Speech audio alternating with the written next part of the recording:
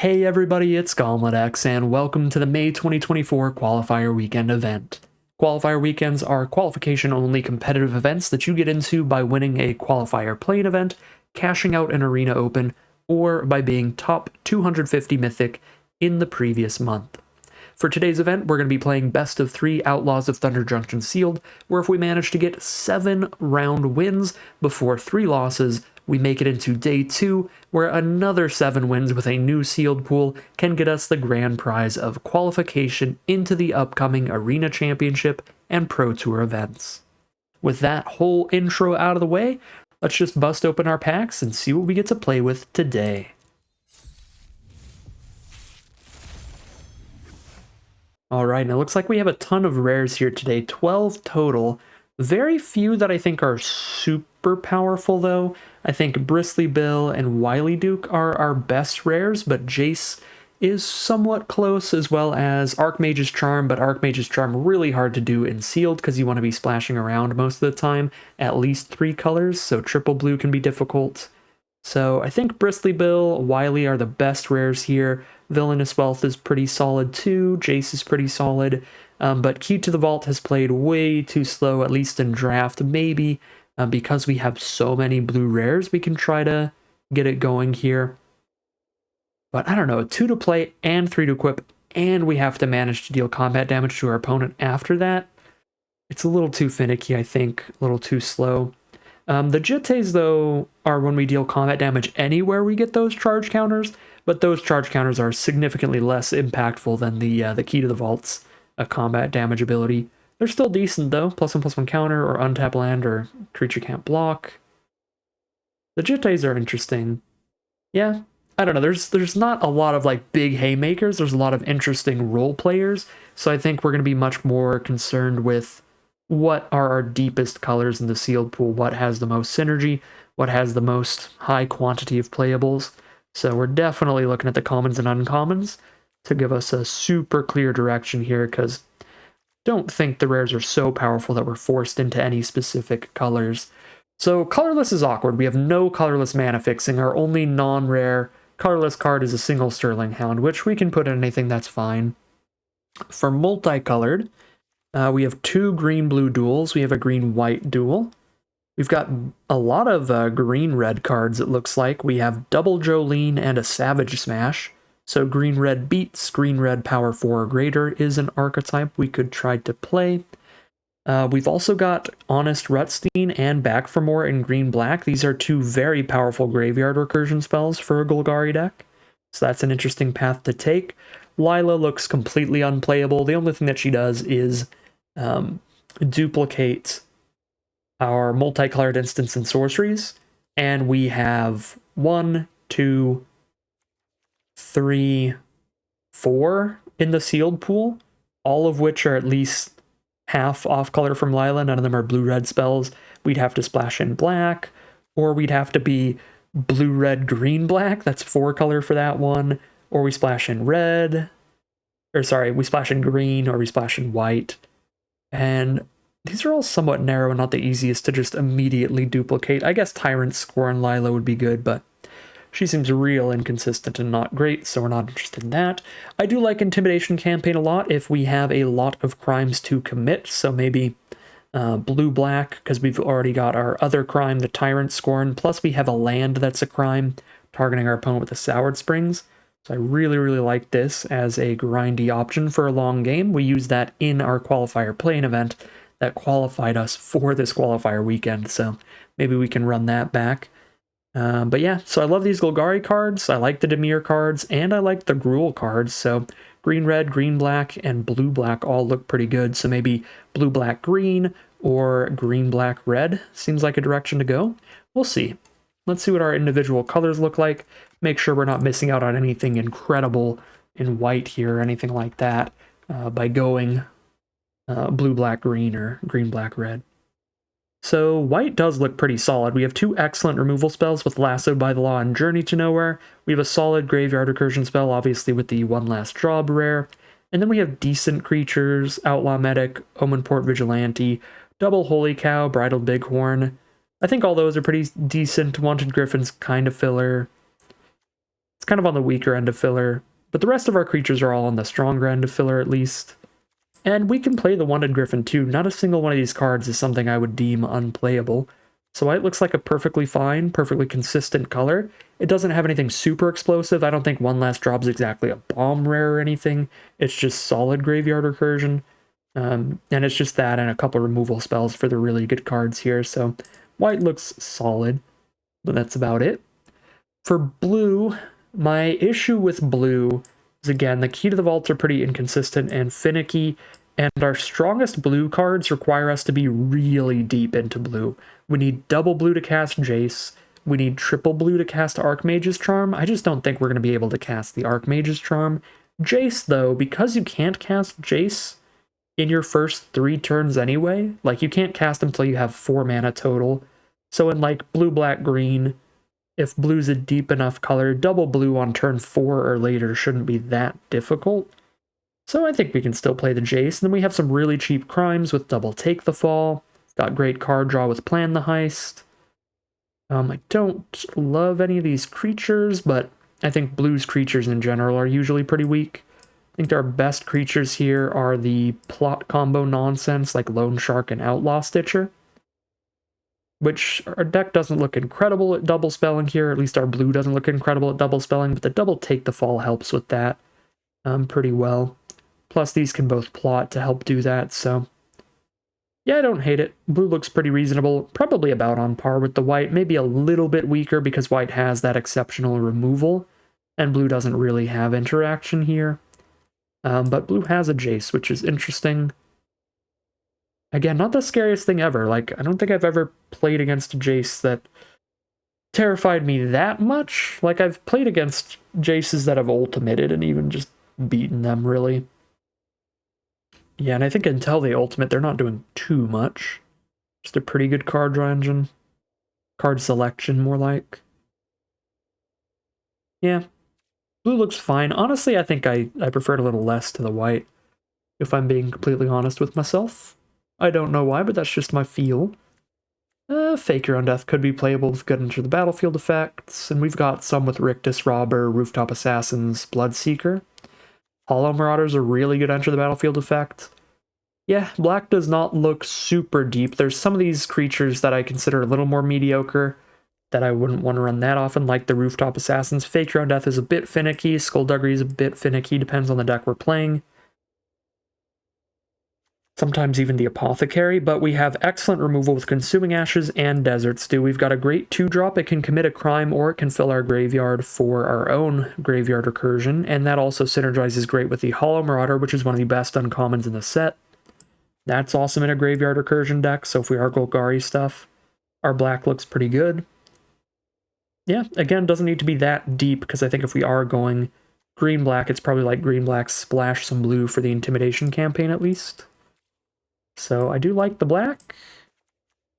And then the red, pretty good quantity of cards. I don't like Caught in the Crossfire. I don't like Highway Robbery that much, but it is playable filler in a pinch. But every one of these creatures is just like... I guess the Double Courser's pretty good, because they can draw you multiple cards if you can saddle them up and send in multiple times. It's a little difficult with only a 2-toughness creature, but even if it only sends in once, it's pretty decent. So I like the Double Courser, but honestly the rest of the creatures range from bad filler to good filler. Lackey being good filler, pretty much the rest of these being bad filler. Yeah, there's just nothing exciting about the color outside of its multicolored spells, but I guess that's kind of the same with our blue, right? Right, if we're going Sultai, it's mainly for Intimidation campaign. Getting those blue-black uncommons in the green-black deck, so I guess we could do the same for red. I don't think we'd play a single mono red card if we go green-black splash red, but we can play a couple Jolenes and a Savage Smash.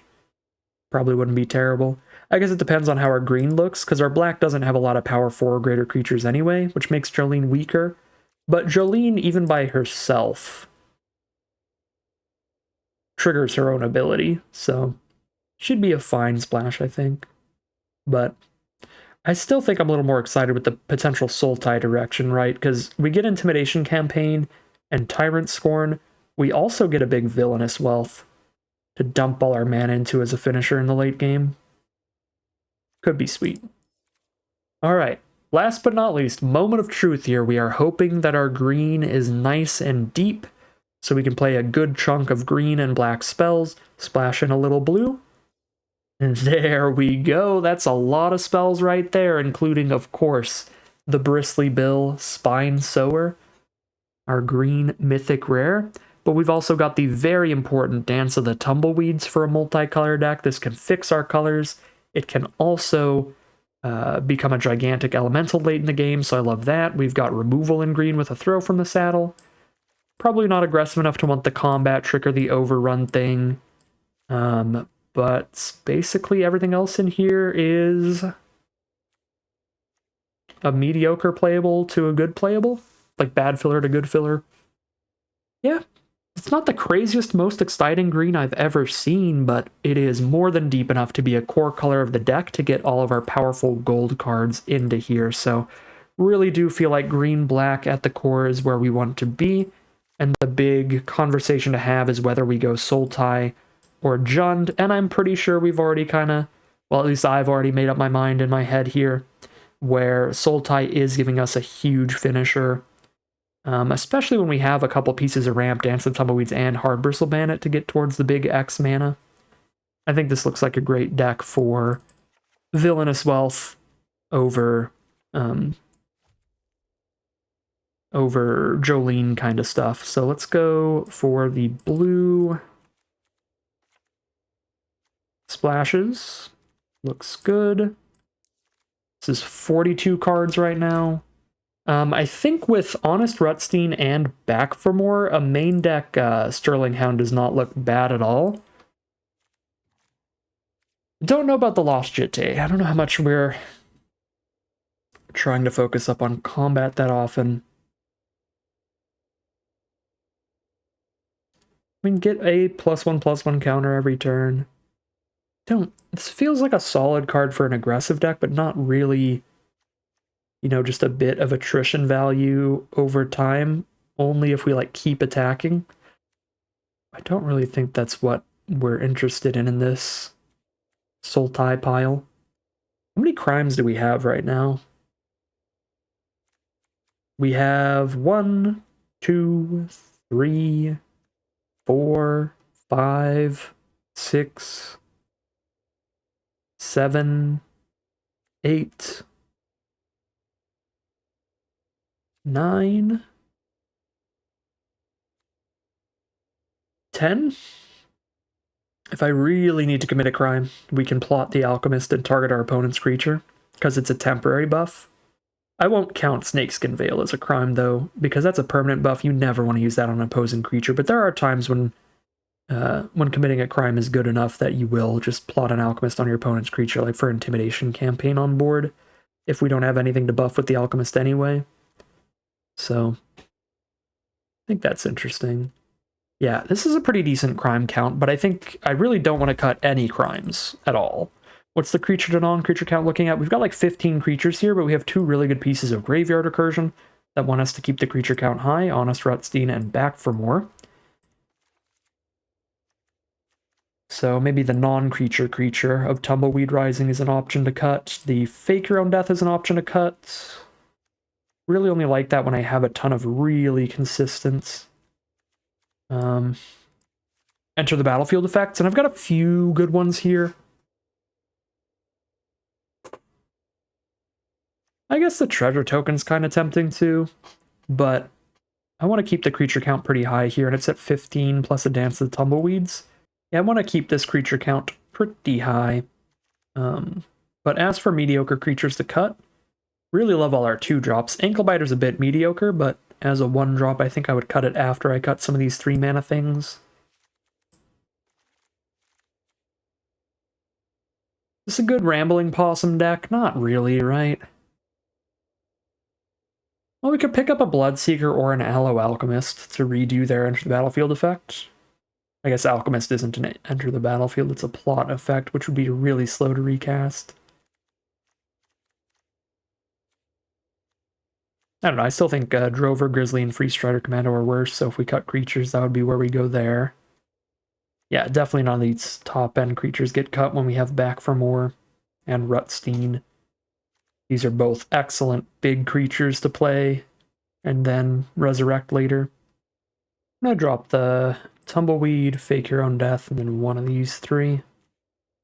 Let's go for the higher toughness, just a 3-mana 3/3 over the 4/2.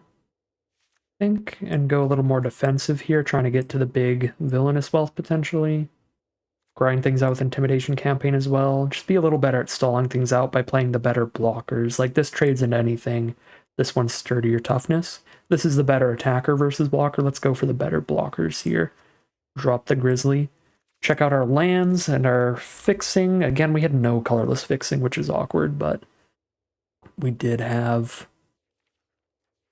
at least a land. Yeah, we had multiple. So we've got the Springs and the 2 green-blue lands. That's the other thing that does pull us to Sultai instead of Jund, is that we have no green-red or red-black fixing. We have no fixing to help splash red, but 3 pieces of fixing to help splash blue. So this is also just the easier mana base for the deck. Obviously, we have Dance of the Tumbleweeds and Map the Frontier if we really need it for either deck. You know, it's possible we could run Map the Frontier because we've got the big X mana spell, but that's the only thing that really needs it. The rest of our curve is not that high up. Really. Just 2 6-drops. The Hollow Marauder is often cheaper because it's cheaper for all the creatures in Grave. Map the Frontier is a bit of a hard sell. 4 mana for exclusively mana ramp, and if you top deck it later, it's a super bad draw. What I love about Dance of the Tumbleweeds is not only is it easier to take turn 3 off than turn 4 to ramp yourself up, but it's also a really good top deck in the late game. It's going to help fix your mana and ramp you early game, but it's also going to be a big finishing creature if you draw it later when you have the mana to use both effects. I think it's just way better than Map the Frontier. Despite the fact that Map the Frontier does give you the double ramp, it's just more narrow. I don't really want to splash any of these other blue cards. There's definitely options. You know, like an Outlaw Stitch or something. Or we could go for some difficult mana bases and try to throw the Jace in, but I just don't think any of those are so powerful that I really feel the need. I'm pretty happy with the deck as it is here. We could go splashy around for 4-color because we've got the Heath. I don't think the fixing's that good. Just a Bandit and a Dance. But I suppose if we did put in the more mediocre, like Map the Frontier fixing to make things more consistent, pull out the Heath quite a bit, we can throw in like a Wily, maybe put our Saddle creature back in so we have a couple ways to tap him as a card draw engine. And then we also get to splash in Lassoed by the Law and Journey to Nowhere for some removal. Doesn't seem horrible. But we've got some really powerful double black cards like Ashes, Gigapede, double green with Bristly Bill. So we're already trying to hit like multiples of our main colors.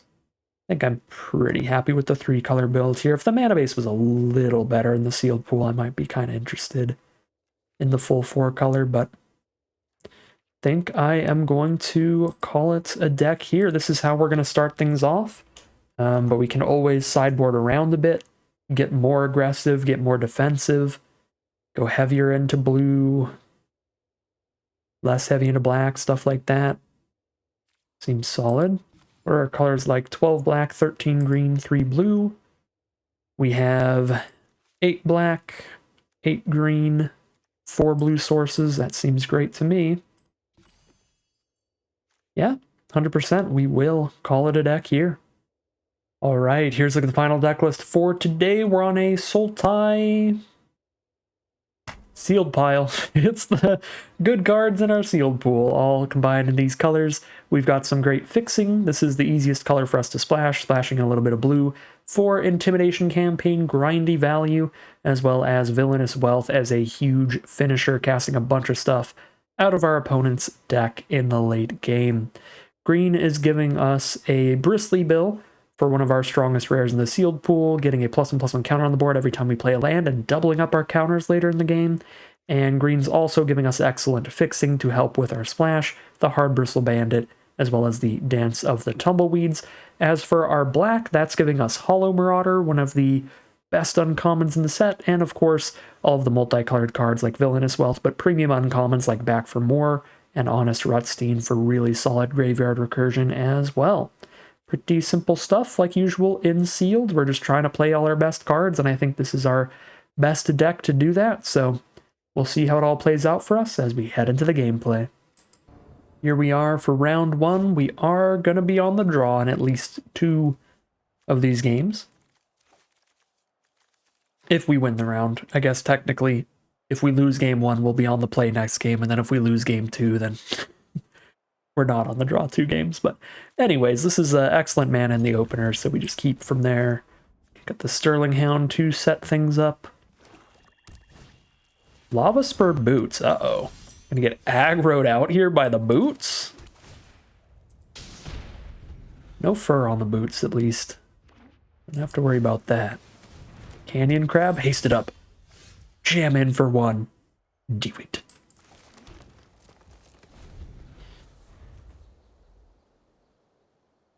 Oh, they're gonna do it. Get in there, Crab. That's so funny. Alright, we're playing against a blue, black, and white so far. And they get that Canyon Crab value setting up their draws. It's unfortunate that Crab has such a big booty, because I think it would be worth trading a Desert Stew into it if it was possible to do that, but it's not. We can only -3/-3 right now. What is the best creature to play first? I feel like it's Sterling Hound, because we need to make sure we hit every land drop here, and this is our only play that helps set up our draw to find the next land. There it is.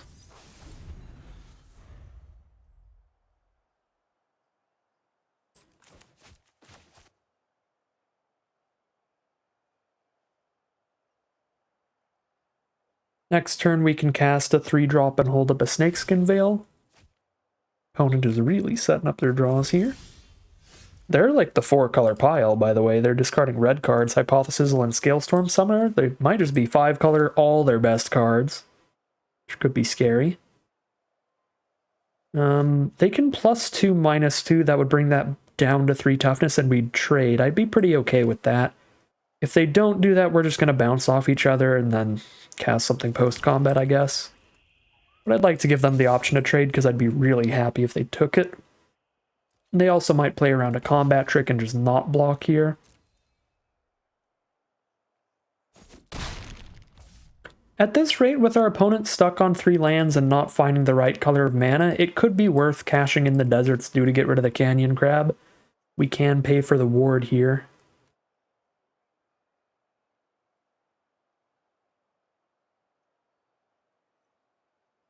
We'll still have a Back for More in the late game as 1 more removal spell. The issue here is we're not expanding our board at all to get any more aggressive. And as soon as they start casting spells, the Crab isn't really doing anything anyway. So I think I just play Apothecary. I don't think it'd be unreasonable to Desert Stew here, but they start casting any spells during their turn, and the Crab is just a 1/5 with basically no abilities. And that feels likely, because their hand is entirely spells. They've not been playing lands.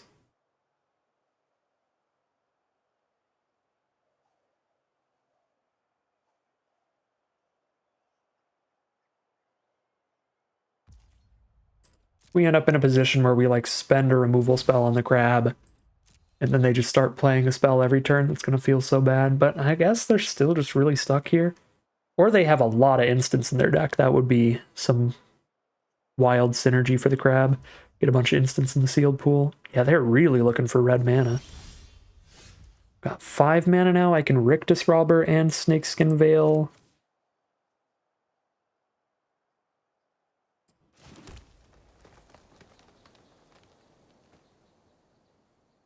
Can Desert Stew and still have Snakeskin Veil as well.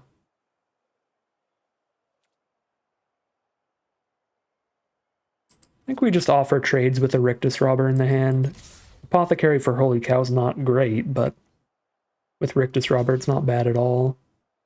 I could cash in a Snakeskin Veil, but that plays pretty bad against instants from them. And we're not going to get like a ton of crime value with this hand. We can get a little bit.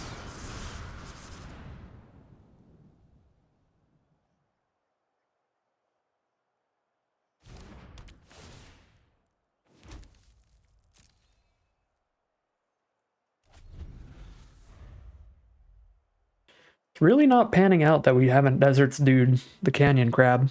They still haven't missed a card draw on it.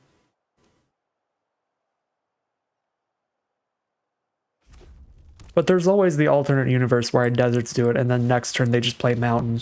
And then it's like, well, so much for that. We don't live in that universe, though. Took them a while to get the Mountain.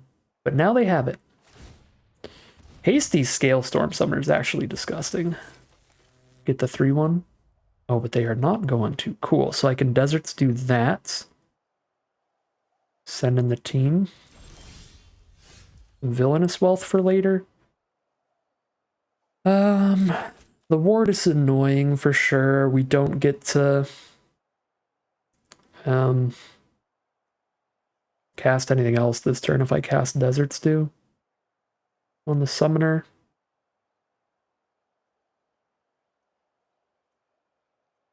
It's better to play a possum and just Deserts do the crab, attacking with the 3 power creatures.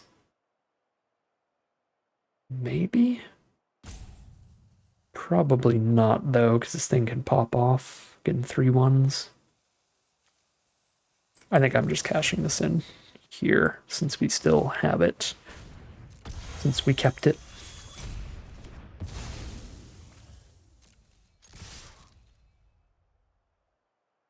I'll cash in a Snakeskin Veil if they block with Crab on the Robber. If they block anybody else, I'll just let it happen. Cool.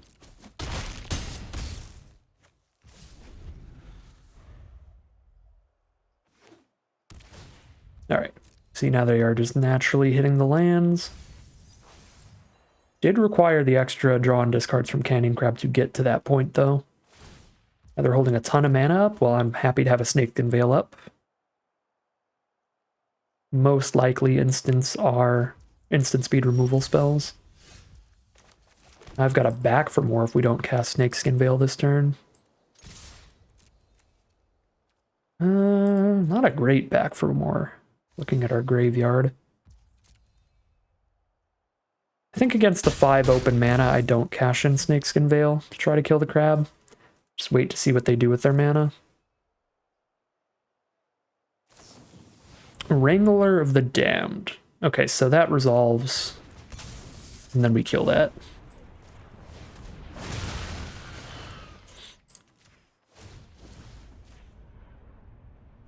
Gain 3 as well. It's a cute little combo.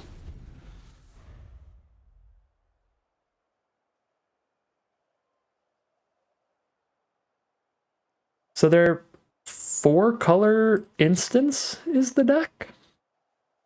Wrangler, the Damned, and Crab. And I'm guessing a bunch of instant speed removal to go with Marchesa. So they commit a bunch of crimes. Wow. Well, that's gross. I'm very happy to have a Villainous Wealth in this hand, then. Bill with no land for Bill. I guess when I have Snakeskin Veil, I might as well cast out the Bill.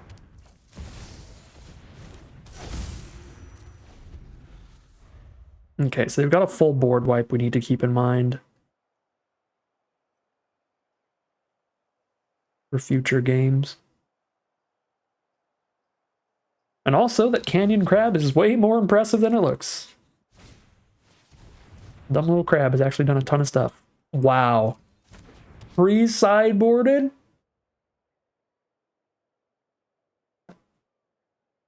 That literally completely blanks our Villainous Wealth. That's so annoying. It doesn't do anything against the rest of our deck for the most part, but it completely blanks Villainous Wealth. That's insane. Alright, well. Oh. Don't have 7 mana, so I can't Gigapede awarded Canyon Crab. Send in a 4/5 rambling possum, I guess.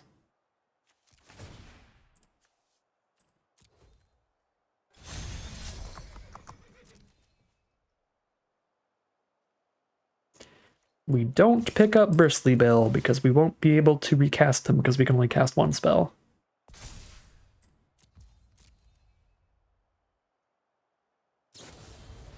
Okay, well, this is now an even easier Snakeskin Veil.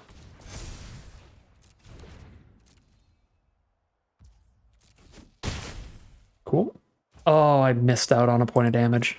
Forgot about Bristly Bill's ability. Could have put them to 4. I can still do that in the end step here, and now I'm threatening an instant, so... Probably not worth letting them essentially gain 1 life just to threaten that I have some other instant, but... It does make it so it's not like there's 0 value to be gained from not hitting them for 1. There's something.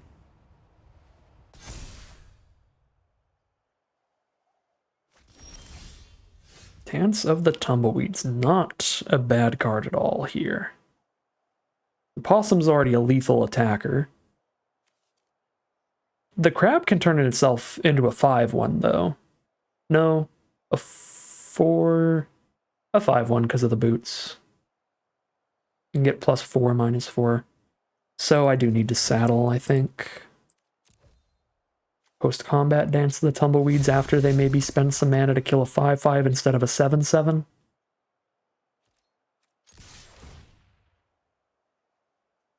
I guess a 6/7, but still. Get them to spend their mana to kill this creature before we play the bigger one. Okay, so far a chump. I guess they could throw High Noon at it. Metamorphic Blast. That doesn't work because we have +1/+1 counters. 2 more counters will kill here. We don't get to cast a spell this turn, but we get to kill the crab instead. I don't hate just killing the crab here.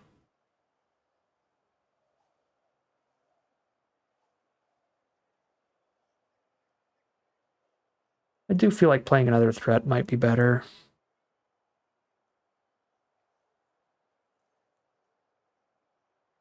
I'm just going to play another threat. I could kill the crab, but let's get a 7/7.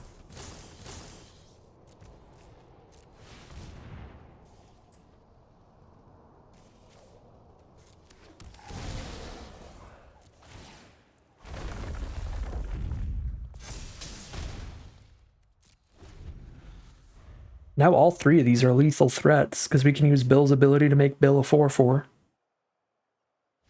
And there's the concession. Okay, weird deck from our opponent. I don't even know what we do against it. I mean, we play differently. We kill Canyon Crab in the future. Turns out Canyon Crab an actual MVP over there in the 4-color all instants pile.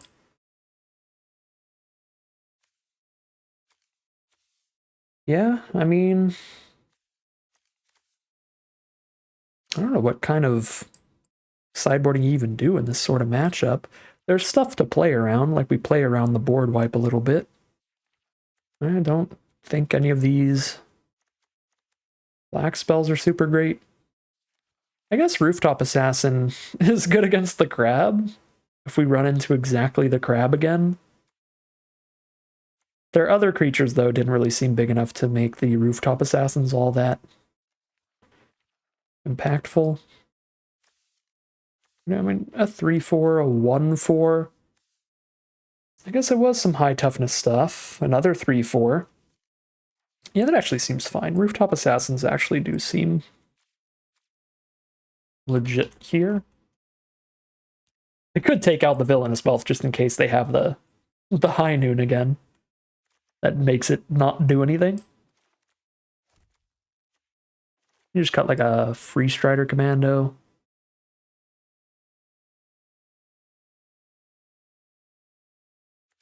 And Throw from the Saddle might be a small enough amount of damage against the higher toughness stuff that it's not great.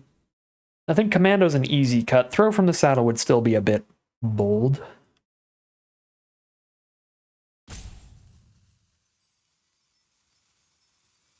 I'll just do a little 1-for-1 trade here. We'll drop 1 commando for 1 rooftop assassin. Let's see how that plays out for us in game 2.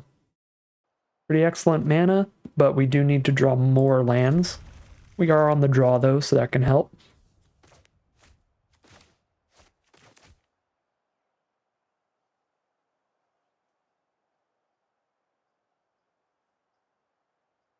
Couple mulligans from our opponent.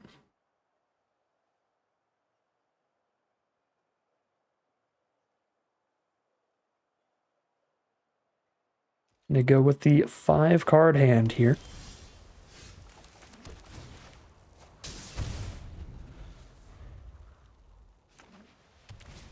There's the High Noon when we have the Villainous Wealth in hand. Yeah, maybe I should have just cut it.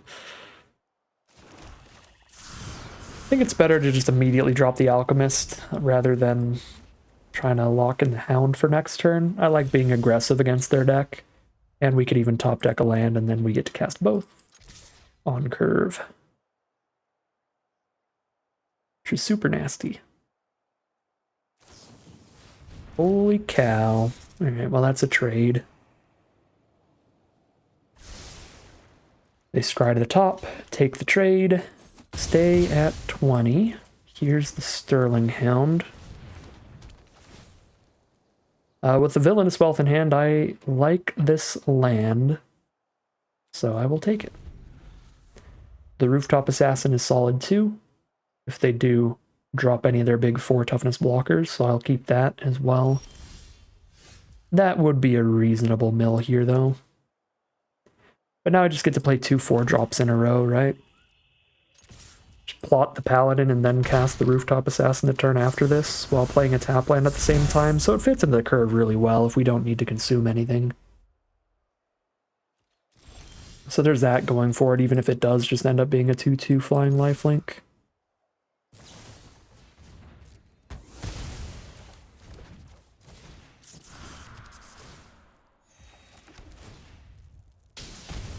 And the fact that it's an instant is actually really, really good, because it gets around High Noon. Otherwise, we couldn't have cast the Paladin and a 4-drop creature in the same turn. Right, Detention Sphere's a little sad. Sorry, Paladin. But, yeah, we keep the pressure going. Let's hit for 2 a turn then, I guess. Rambling Possum's the draw. That hits for another 3 a turn. I was going to say 4 a turn if we keep saddling it, but it's just more damage to not saddle it if they don't have a blocker anyway. Got the Snakeskin Veil once they find removal, which is right now. Well, if I Veil, this is going to hit them for the max damage, but they still draw the 2, so I don't think that's worth Veiling. Veiling is not going to fully counter the Metamorphic Blast when it has 2 legal targets, I think. I'm pretty sure as long as one of the targets is still legal, the spell resolves.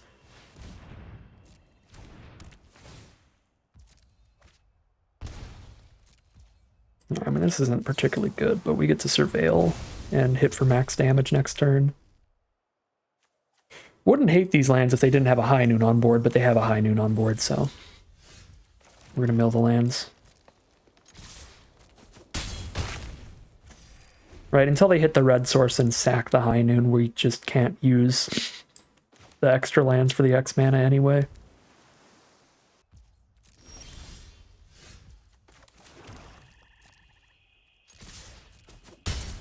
Could try to lethal casting Snakeskin Veil, but just in case of instant speed removal, I think it's better to just hit for 5 there.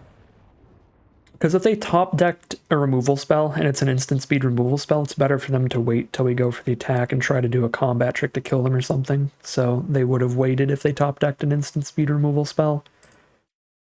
And then if they use it in response to Snakeskin Veil, that would have been devastating, so. Doesn't matter, in the end, they were on a multi-5 with like a 4-color deck here, so. Just awkward draws from our opponent. And we win round 1 of the sealed lottery. Start things off 1-0, heading into round 2. Alright, here we are for round 2. This is not a keepable hand. It's a 1-lander, and the 1 land is off color. This isn't super keepable either, but at least we can Sterling Hound into the green source, or we can just ditch Bill.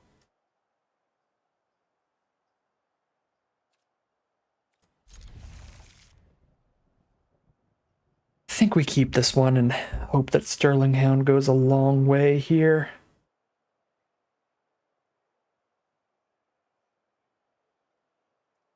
Kind of want to keep Bill pretty badly.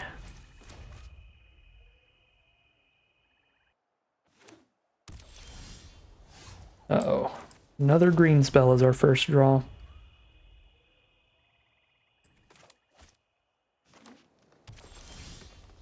Consuming Ashes, so any mana gets us to a removal spell. Come on, creatures on top.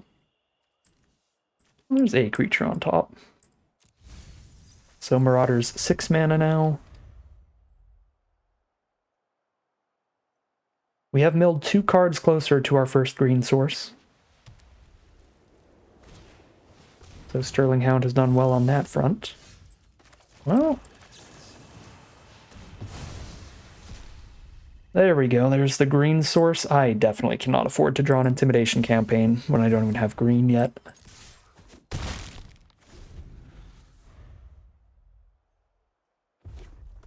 Another 4-color deck. Black, green, white, red. Hopefully they blow up the Sterling Hound. It's unlikely, but maybe. Hey, they spent removal on Sterling Hound. Let's go. That gives us the greatest play this turn. Hollow Marauder.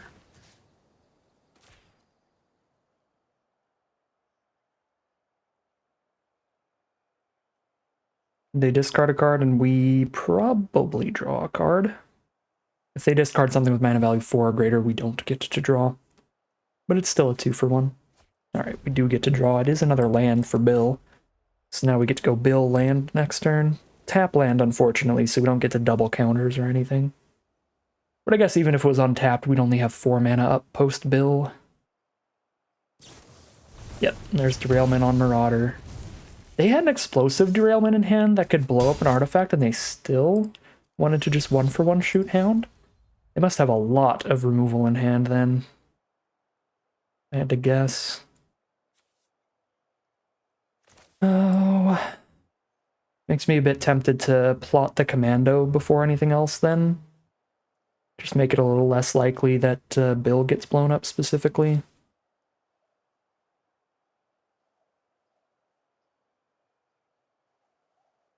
Although, like, if Bill gets blown up, we still have a 5/5 coming up afterward. Yeah, you know what? Let's just play Bill.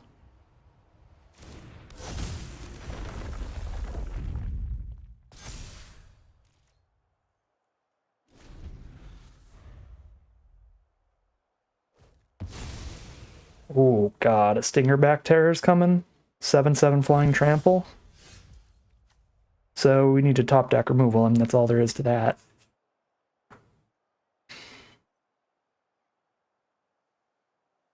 They could have a Steer Clear. How does that work with tie?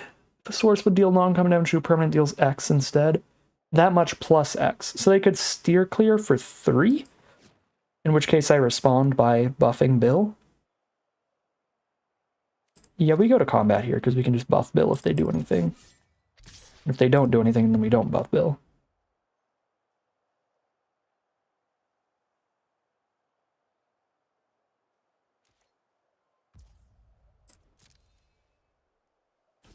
Alright, they don't do anything. 6 mana. Drop a bandit and plot commando. Most mana efficient use of the turn.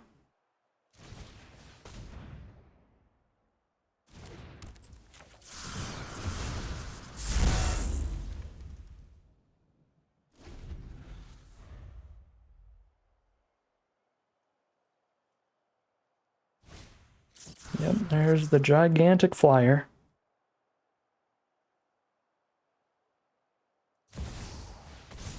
You a Sandstorm Salvager too?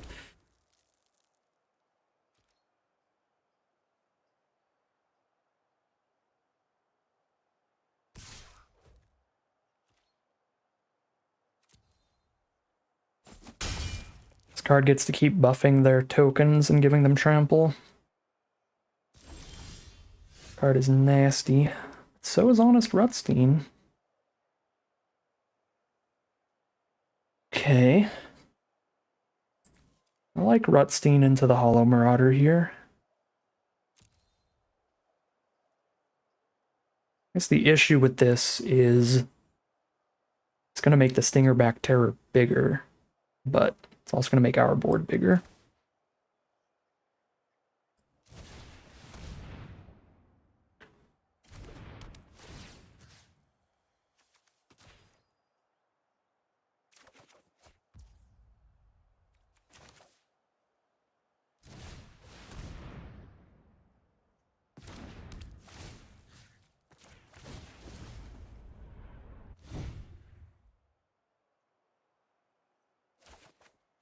Find Tyrant's Scorn. That's 3 mana value or less, right? Yeah, and that's 4 mana value. Shoot. It's a problem. Still bounce it to slow them down, which actually does slow them down a lot, because they only have 1 red source. Could still be pretty great. Rictus Robber next turn should be pretty great. Almost definitely something's gonna die. Sure. Clear shot the bill, draw a card. Thanks to Tai Joaquin, doing exactly enough damage.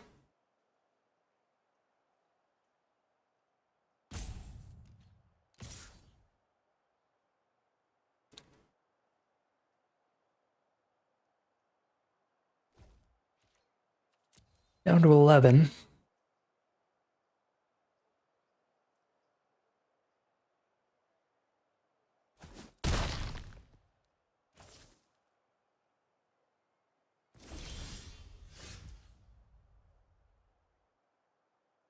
It's a crime to commit. Does that matter? The only thing we have that cares about crimes is Hard Bristle Bandit, and we already have enough mana to cast both our spells anyway, so no, it doesn't matter. Just play it.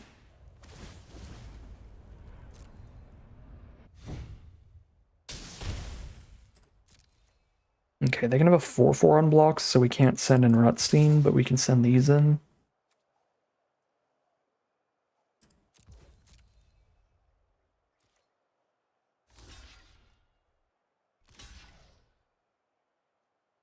There's a moment of truth kind of turn here.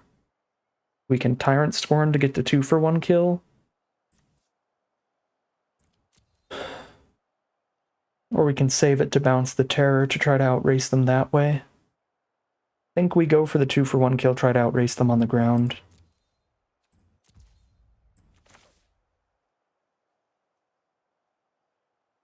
I'm gonna have a wide board. Well, shoot. We die in 2 swings of their flyer. We would kill everything except their flyer and their 1/1. We're putting them to 9, and then I'm gonna have a 5/5, a 4/2, a 4/3, a 3/2, and a 2/2. They can block 2 creatures on board, which would be block a 5/5 and a 4/4. They're at 9, they take 1, 2, 3, 4, 5, 6, 7, 8, 9, 10. They cast 1 more creature. No, I think it's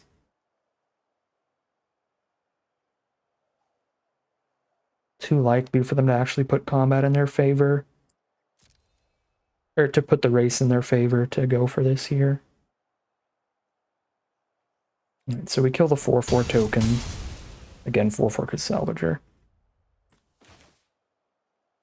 We cast our Robber. Now they just have a 2/3 and a 1/1 blocker on the ground, and we're going to bounce the Terror.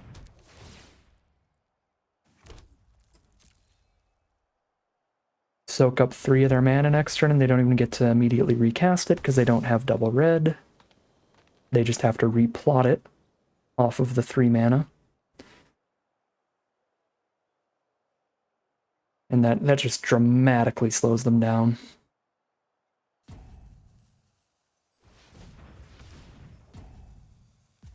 Ooh, they're tapping out a red. They won't even get to replot the Terror. I guess Armadillo could be finding another red here. It's probably finding blue. If they're using that instead of casting that as a creature, that can't be a good sign. They're grabbing a Bristling backwards, so they're setting up double red for something else. Oh, they can play that with Ty and shoot me for... They just fireball with that land, is the plan. It's not going to work out for them. Thanks to this. Unless they have Snakeskin Veil, then we lose, but... They don't counter Tyrant Scorn, then... We're good. Take up the shield? That's not what I chose to do, opponent. I'm sorry. I said bounce, not destroy. So now we got their take up the shield for free as well. That went, I think, literally as poorly as possible for our opponent. So we are in a very good spot now. I think they just didn't realize we couldn't have chosen to try to destroy the Terror even if we wanted to. And now that we know that they have take up the shield, we might in the future try to play around that by choosing bounce in situations like that.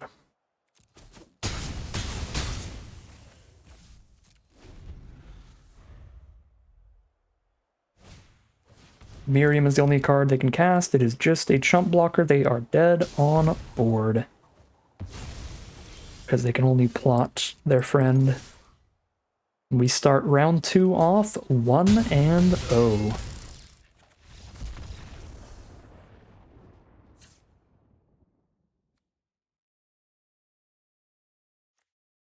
Okay, so another 4-color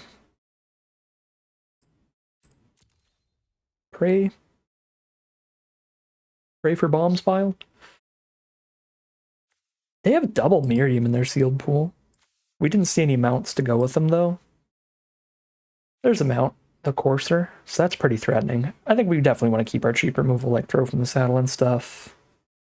We want to play around, take up the shield if we can, clear shots. Again, it feels more like the best of 3, at least for me, ends up more being like, what do we want to play around? Then what do we want to sideboard?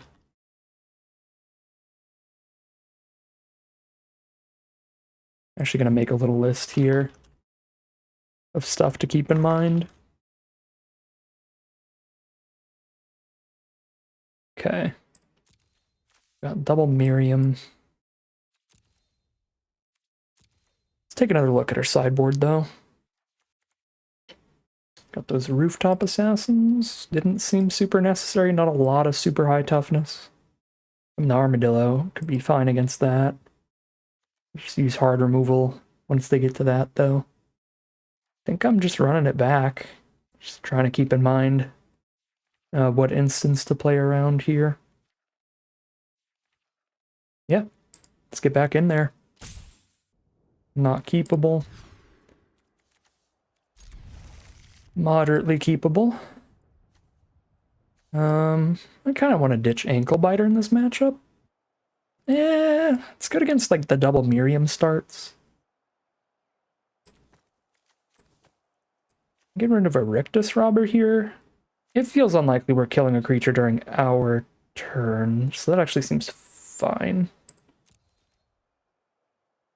As because they have 2 Miriams over there, I really don't want to just get like turn 2 Miriam, turn 2 Erangst. But I guess if they have the Erangst as well, then Ankle Biter's not going to do anything, because the first strike from trained Erangst.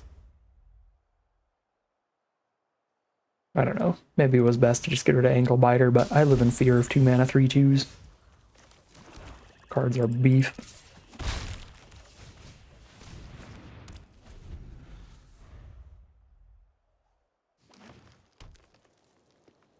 Alright, so now they have the white source if they need it off of Conduit Pylons. So it could be Miriam time. And then we could just consume if we want. Which would be cute, because we could consume and then still attack with both creatures. Probably not necessarily, though. We would just play a 5 for it. Ew, it's a Salvager again. Man. Well, I've got the score and I can just bounce their token at any point now. Also have the Death Toucher for it. I still get trampled, which is rough, but clear out the token. We didn't see any other token production out of their deck, so I don't think this is a matchup where we need to just insta-kill the Salvager itself, but we might see some token production here this game. There's Ty again.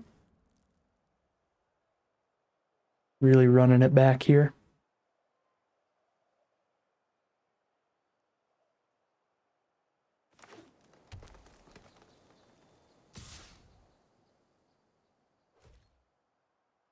Interesting. I don't think this trade is horrific. If they're willing to make this trade, though, I think that makes me feel pretty confident they don't have any other tokens and we just take the one. I mean, with Hollow Marauder in hand, there is fine argument towards letting it happen. Makes the Hollow Marauder cheaper.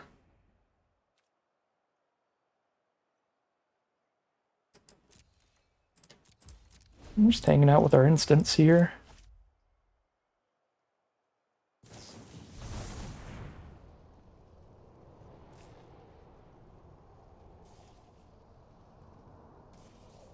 I don't hate letting this die towards Hollow Marauder, but also we could bounce it with our Tyrant Scorn. They do draw a card and kill the Paladin if this resolves.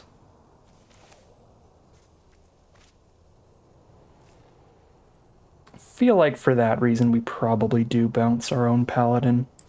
Shut off their card draw and save it for later.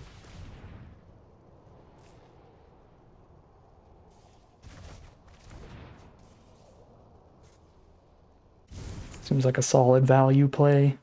Counteract there. 2 for 1.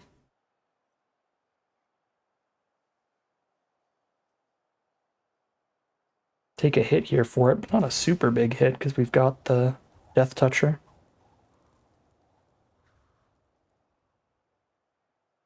Two damage bluffs? Woo! 2 damage bluffs. Oof.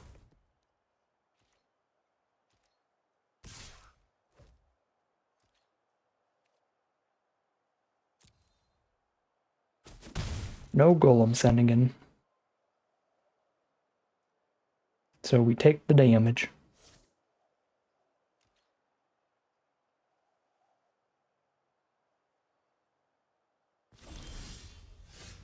Desperate Bloodseeker.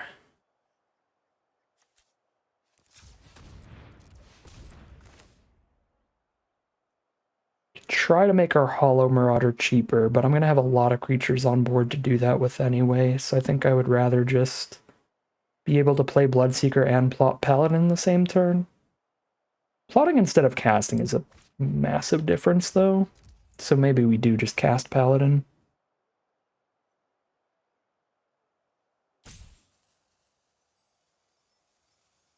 I think we can play this nice and slow. I'm just going to do so.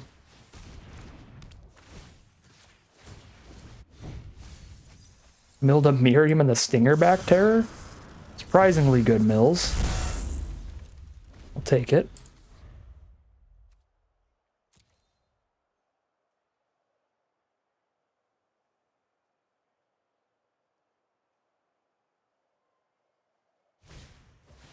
Ooh, Outcaster Greenblade is insane. It's already a 4/5, and now it's going to find their 4th color. I guess they already have it off Conduit Pylons, so they can just grab whatever desert they want.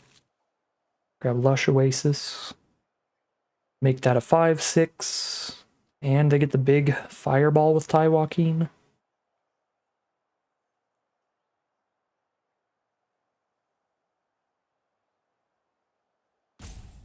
Pretty good.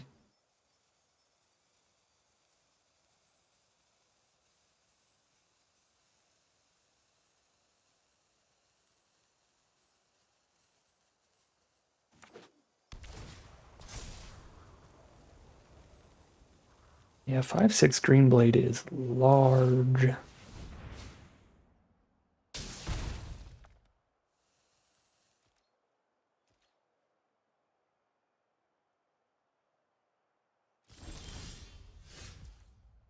Surprised the 3/3 still didn't tack in.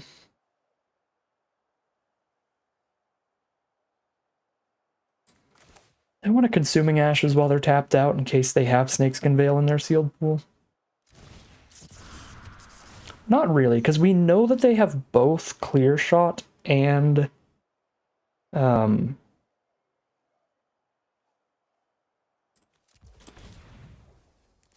this is probably more fancy than anything, but I could plot Alchemist and still hold up Consuming Ashes if I target one of their cards. I think I'm going to do that.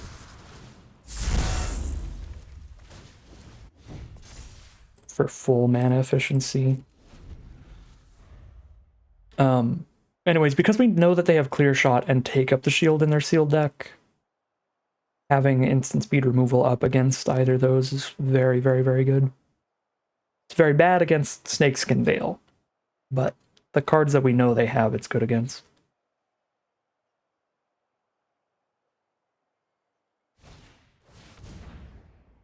Ooh. Is this reduce damage?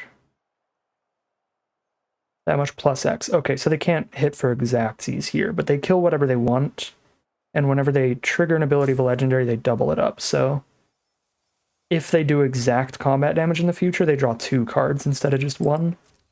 Or exact non-combat damage in the future, they draw 2 cards. That is rough.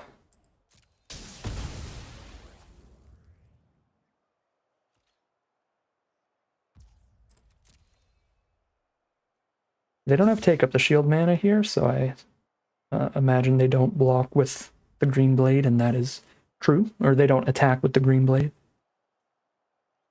Go ahead and Ankle Bite the 3/3 and exile the Green Blade here, setting up for a Hollow Marauder play next turn, but then I am out of removal.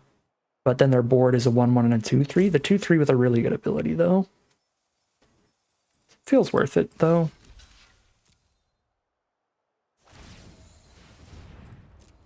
Sure. I'll get trampled, but I'll still kill that.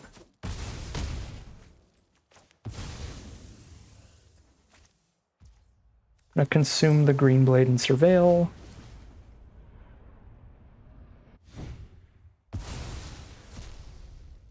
Deserts do back for more. Okay, Hollow Marauder's already castable, so I can just straight up keep these. Desert's Dew is only -2/-2 right now, though. We don't have a desert. We have the rare land that isn't a desert, so still think they're both pretty good, but I think Back for More is better, and we need to find another land for Back for More.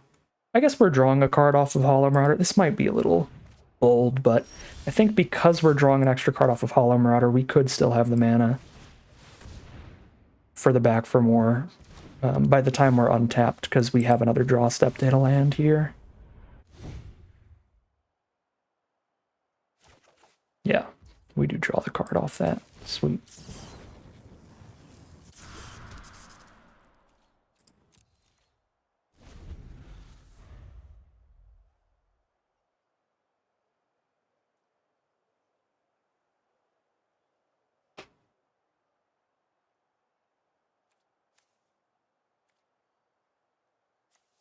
Got that excellent Paladin for the Back for More.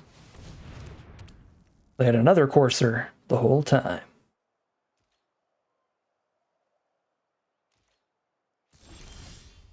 There's the Back for More mana. That actually does seem very good. I think we're saving it as an instant.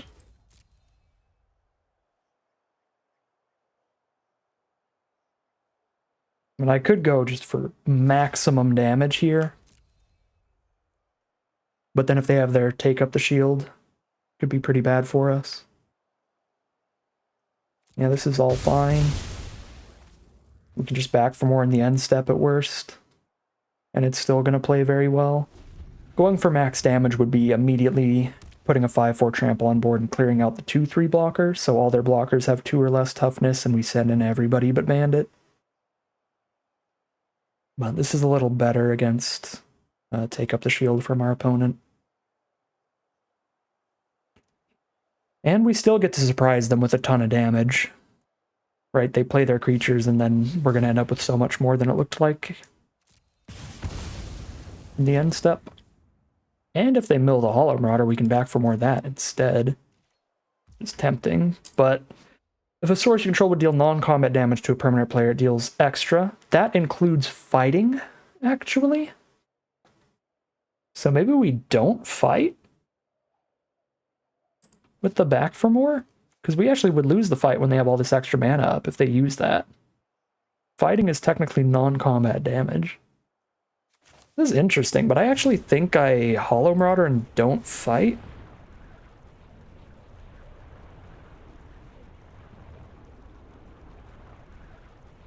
Hit them for 4 turn in the sky.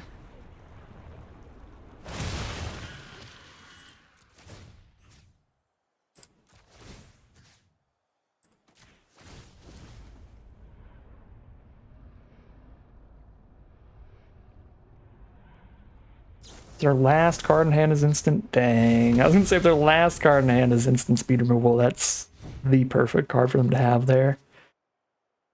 Hey, we still got value. We still do draw a card off of the Hollow Marauder ETB, so it's still a 2-for-1. We draw a card and they discard an Explosive Derailment.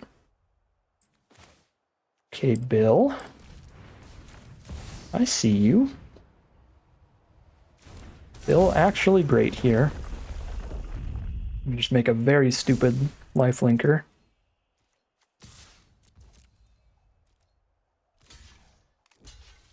Alright, our opponent decided not to fully read Bill either, and we just demolished them, unfortunately. Flavor text for the win. It helps a lot when every card has like 50 lines of text for no reason.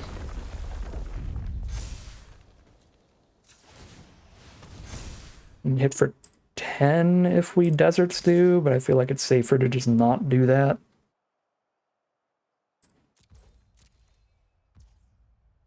Well, they're still just going to take it all, fair enough. Just save this in case something really bad happens. I guess just in case they have like a 1/1 Death Toucher. Oh, they have double tie. Nice.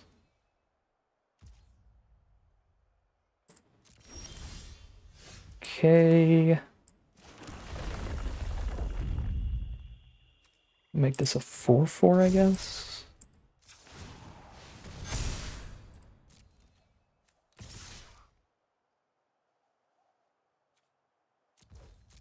They have to trump go to 2 now.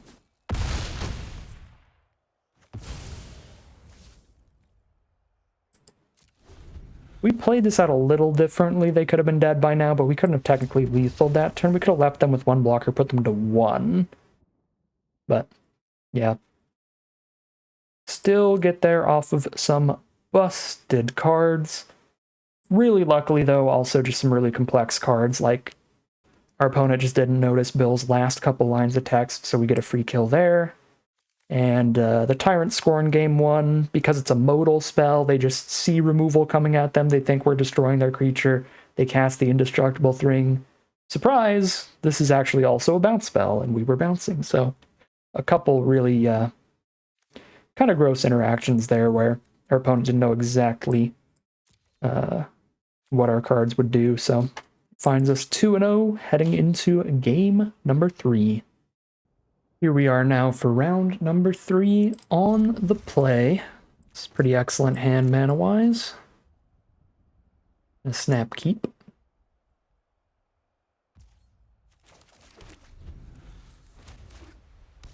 Playing against a white deck. Now we have a Dance of the Tumbleweeds, which is not bad at all here.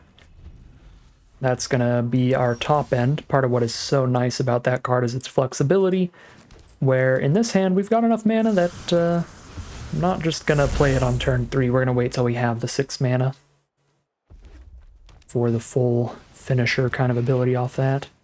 It's Fortune, Loyal Steed, just like a solid value play.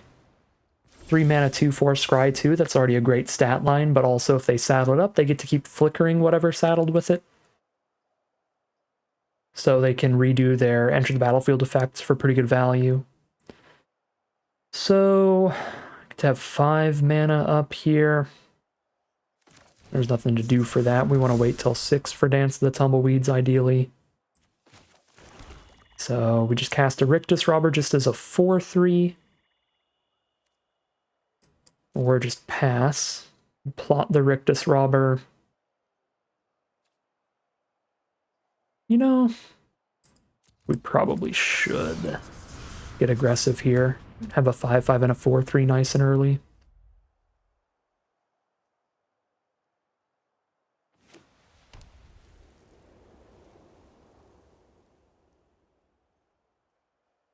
I feel like we're going to hold on to this Rictus Robber for a long time if we're just waiting for a creature to die during our turn. Bruce Tarl. Okay, we need Dance of the Tumbleweeds for a desert immediately so we can -3/-3 Bruce. The issue is we can't Dance of the Tumbleweeds for a desert and make the elemental off of it and Desert's doing the same turn. But I really need to kill Bruce before he declares an attack. So I think it's worth missing out on the elemental token for that.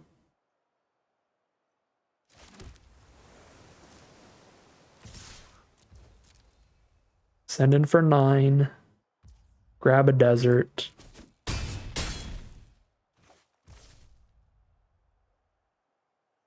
Yeah, because it's like I can spend 6 mana to get a desert and an elemental off of this, and then that desert untaps the Hard Bristle Bandit, but then I have 1 mana, I need 2 for Desert's Due.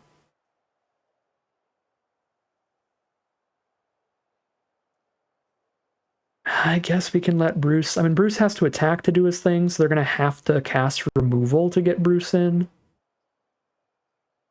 Which means that because they'll be tapped out, they won't be casting whatever they exile off Bruce anyway. Like, they're not casting the Naturalist this turn. That's probably worth it. To actually play it slow then. Get the full value here. We've got double black, double blue, double green. Do we have green-black? That'd be perfect. We don't have green-black. Then I prefer green, I think. Well, no, 2 black spells in hand. Let's get another black source.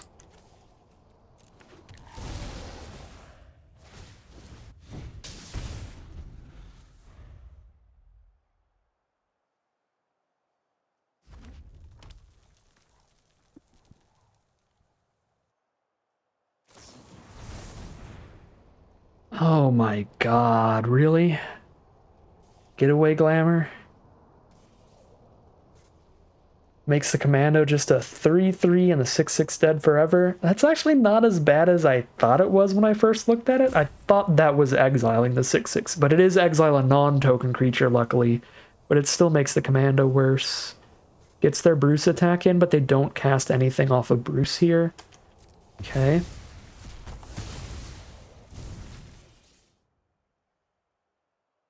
We get our 3/3 back in the end step to go and attack them with.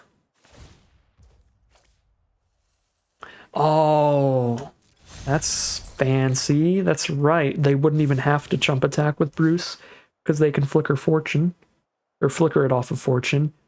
Luckily, this just means I take 2 less damage, but the exact same outcome remains pretty much. I guess they're untapped, so it's pseudo-vigilance here. Yeah, that is really annoying. Fortune plus Bruce is pretty nasty. Put Fortune at risk and keep getting Bruce triggers. Great. They hit a land to get the Ox. Oh, it still has the counters? Oh, if no mana was spent to cast it. Okay, I don't have to specifically plot it. Cool. Well.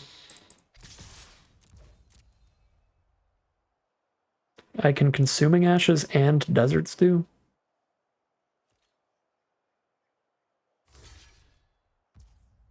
Even without using the Hard Bristle Bandit.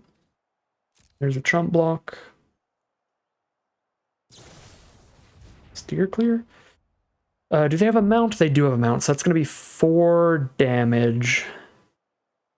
I can kill the Ox and the Steer clear if I Desert's Due Bruce in response here, but I do still lose the Commando. But I do feel that that is likely worth it.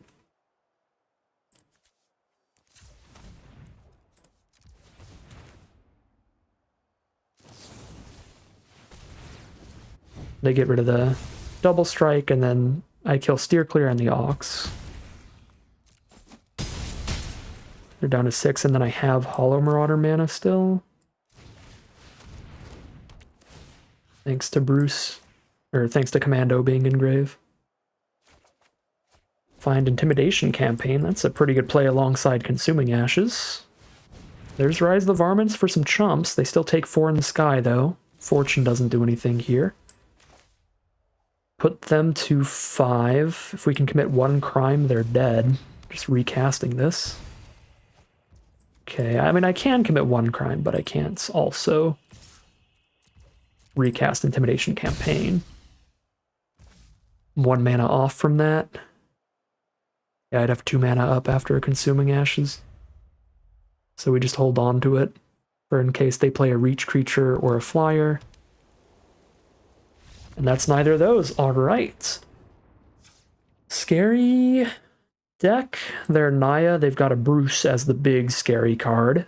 Instants to keep track of are Getaway Glamour, Steer Clear. That's what we know so far. We can keep track of Rise of the Varmints as something to maybe play around if they're playing a specific way, like trying to shove a bunch of stuff in grave.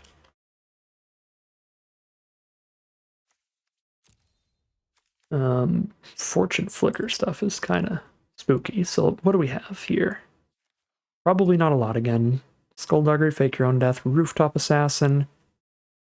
2/4 Fortune, Rooftop Assassin can be fine against a big 4 toughness blocker that they can play early. It's really just felt like dancing around with Rooftop Assassins out of the sideboard mostly today. I don't even know what I have to make room for this, though, because I still like the 1/1 Death Toucher. Still like everything in here. I don't think there's anything that looks bad in this matchup. I guess we saw 0 interaction. I could... Well, no, we saw Steer Clear, Getaway Glamour. What am I talking about? I was going to say we could cut Snakeskin Veil, but it's like, no, the Snakeskin Veil would have been good against either of those pieces of interaction. Yeah, whatever, we could just run it back. I don't think the 4 drops really look better than anything else in the deck, since we can curve out with the 3 drops a little quicker, even if they might be slightly less impactful. Certainly don't think it's better than our 2 drops, or our 1 drop Death Toucher, or anything like that.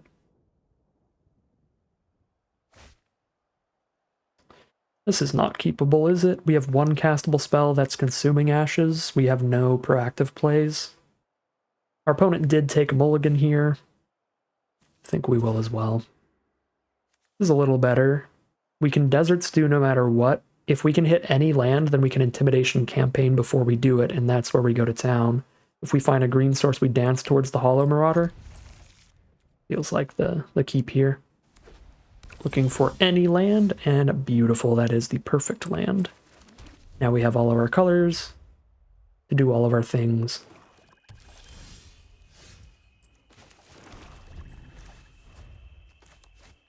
It'll be a slow one, so we hope they don't have a great aggressive start. So far, so good on that.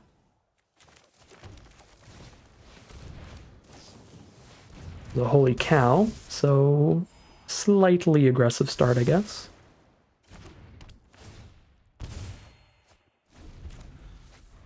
They get to start at 3 mana.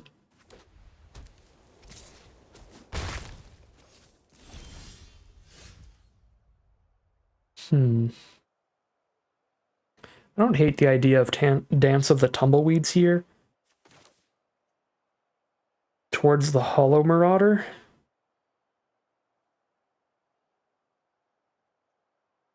Because if we grab a non-desert, we can still hold up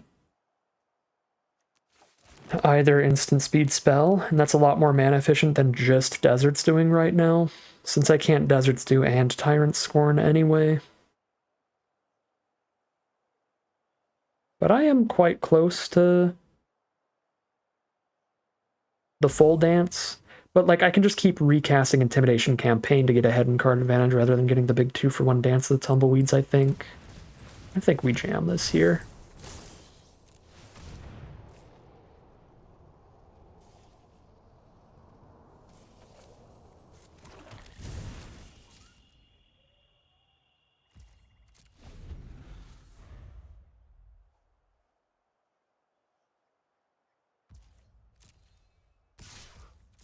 I'll take the extra damage to have more options of what to kill. Oh, I forgot. I clicked the spacebar too much.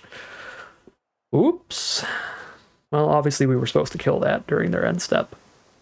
That is super awkward.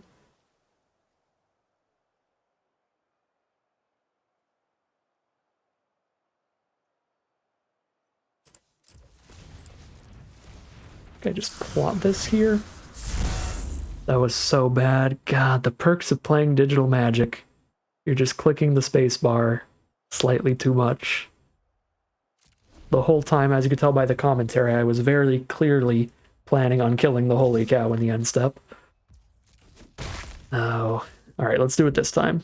Luckily, their hand is, like, super slow. It must just be, like, all removal, where Intimidation Campaign is super good in that kind of matchup. Sure, even Fake Your Own Death doesn't really matter here. Intimidation Campaign still outgrinds that kind of thing. They get another Scry, that could be big for them. Actually, they might be stuck off of green or something here. Could be what's going on. Do I just drop a 7-mana Hollow Marauder, or do I keep doing Intimidation Campaign? I'm going to play a 5/5 this turn. I think I just keep getting max Intimidation Campaign value. Grind this one out with that spell.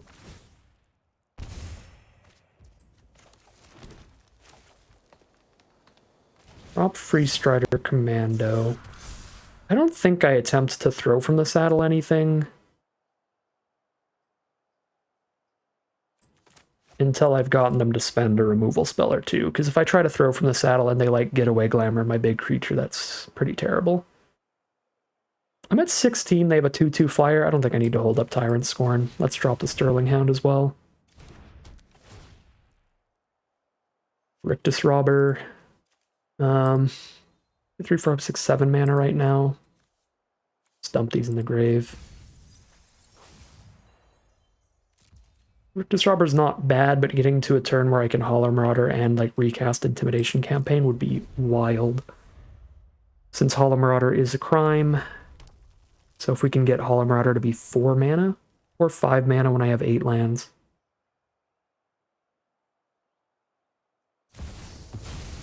Rakdos the Muscle.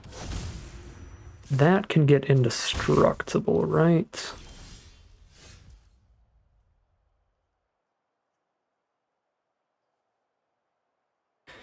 So we have to Tyrant Scorn the Holy Cow. They give Rakdos indestructible in response, and Throw from the Saddle is sorcery speed, so I can't stop that. Yikes. I guess I get to send in a 5/5 no matter what here.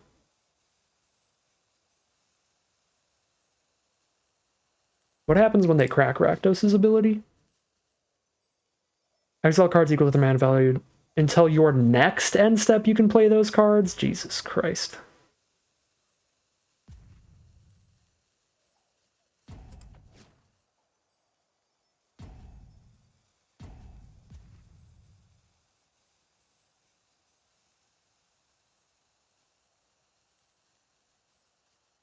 Seven mana. 2 for saddle. 3 for campaign. I feel like I'm campaigning towards more interaction here.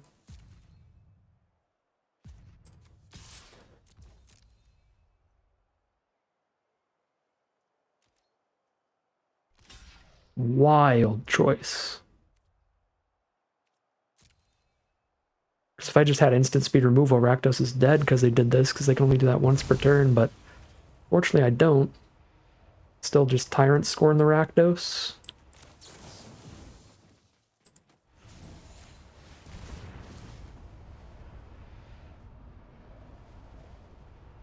Was not expecting that kind of block. I guess a lot of Black's instant speed removal in this format exiles, so fair enough for that reason. Oh, they exile cards from their own library? But it's either player's library, so they chose theirs, and of course they hit Bruce. Oh boy. Well.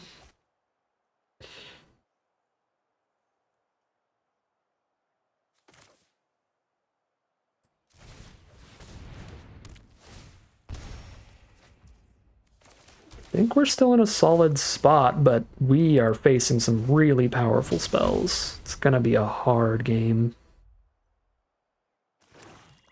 So they play Bruce first to try to get the Oxes for Rakdos. Yeah, that's such a sick combo that Bruce just spits out the fodder for Rakdos to keep getting indestructible.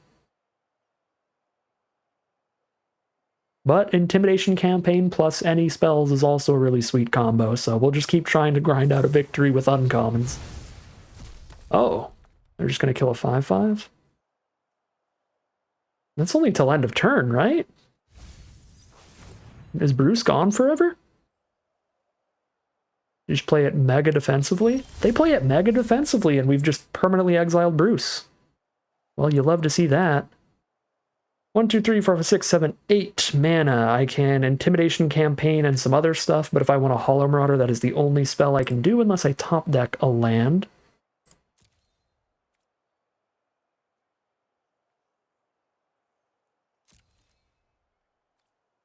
I think Intimidation Campaign, grinding out the long game, has been a very, very solid plan this whole time, and I'm just going to keep that up.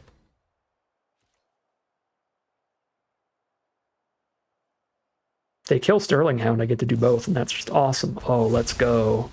Let's go.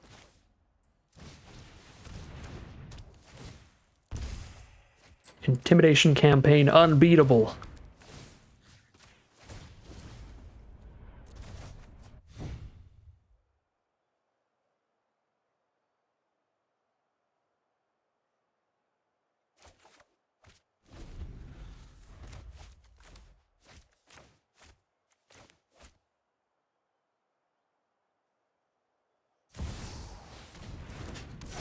Rakdos is back, and they only have 1 mana up, which is not enough to stop Hollow Marauder from killing Rakdos with Throw from the Saddle.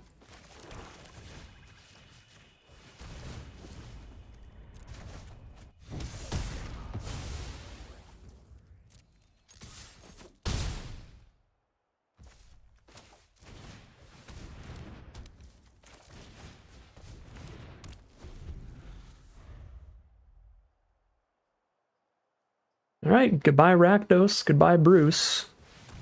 Hello Kervek. No reanimation to go with the Kervek.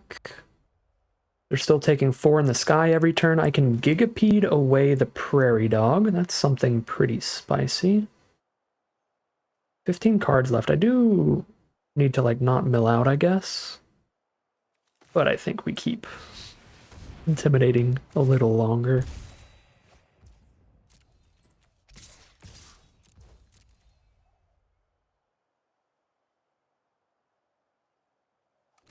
And they do block with Prairie Dog. Alright, so no Gigapede kill then, probably? We just like Bloodsucker? I think this is fine.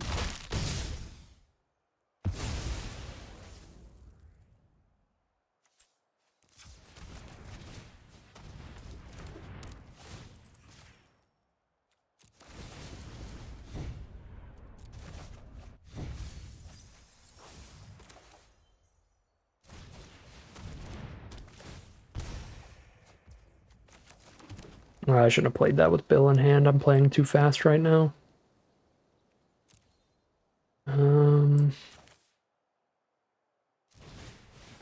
Yeah, I'm just getting a little too confident with this lead. We should still be thinking through these lines.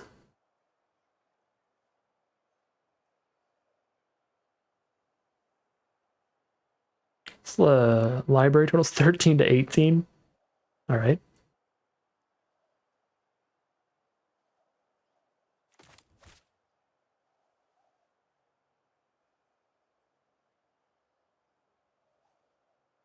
So they can do a big Kervek chain here. They still have to spend their mana on the stuff they're flashing back, so they probably cast 1 crime and flash back 1 spell this turn, and they lose 2 life to flash back the spell. Then they still have 1, maybe 2 blockers out. So like they can have a spicy turn here, but probably one where we can still hit for close to lethal next turn in response to. Okay, so accident, but they don't have the mana to flash back anything from the grave.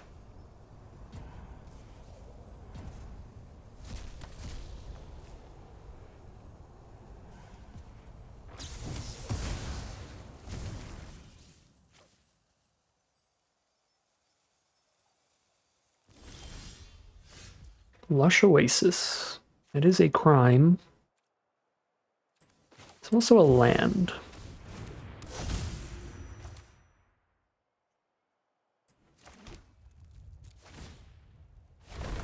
So Bloodseeker...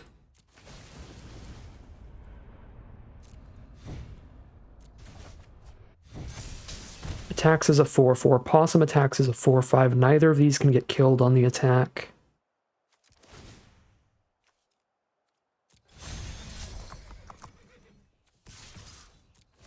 And I have a Gigapede for later.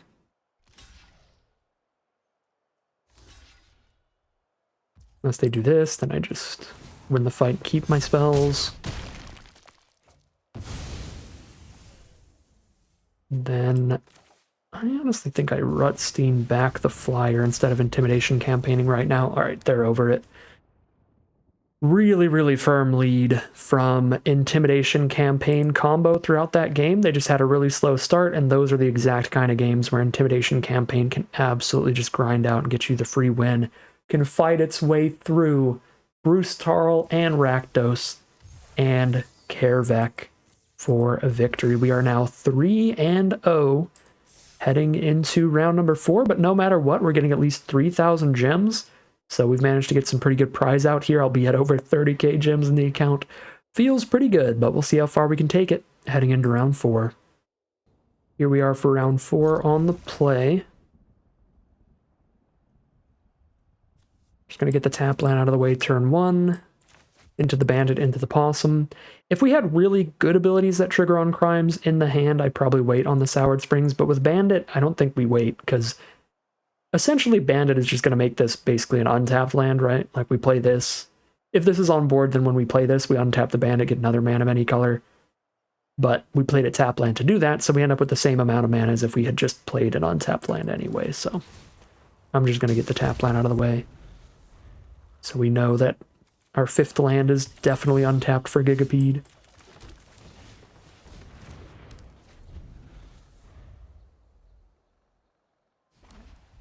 Playing against black-white. There's the Desperate Bloodseeker. Can Gigapede that later. Ooh, they milled some creatures for our back for more. Not bad. We're at 4 out of 6 mana. And we only have 6 mana spells in hand. So it'll be a little slow here, but so is our opponent's hand. They just don't have enough lands since they took some mulligans.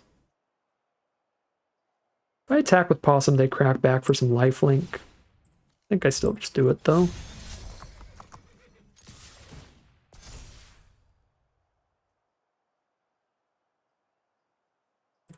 I'll recast this for Vigilance. I guess might as well. Not holding it up an instant anyway. This does tell my opponent I don't have any spells, but that's fine. I think their play is going to be the same either way. Just attack with the 2/2. Alright, there is land 3, and it's a green source, which is probably really important for our opponent. Do we play around Snakeskin Veil with just a main phase Gigapede here? I honestly don't hate that at all. Doesn't play around to take up the shield, but if they have Snakeskin Veil, it'll kill through that. And we get to hit for max damage this way. They're down to 12. They're fighting 11 power on our board. There's a Sterling Hound. Fight that with Commando and hit them down to 1. I top deck a Desert, they're dead. Didn't top deck a Desert, but I can still hit them down to 1 here, which I think is worth it.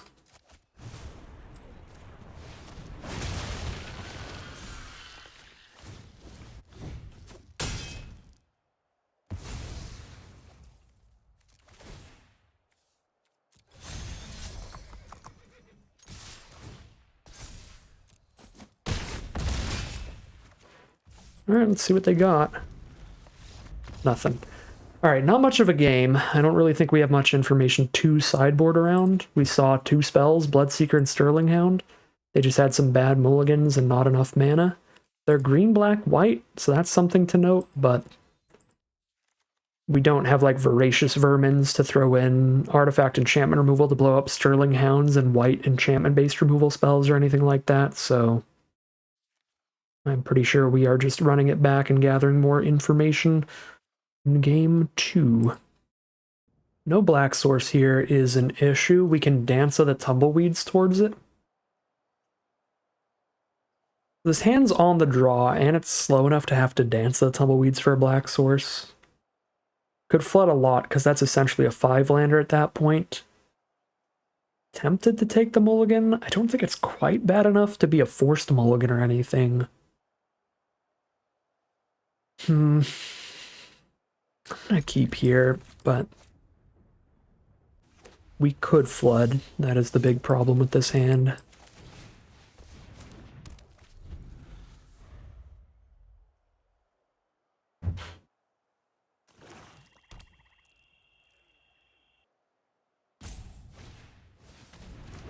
Journey to Nowhere and Ankle Biter?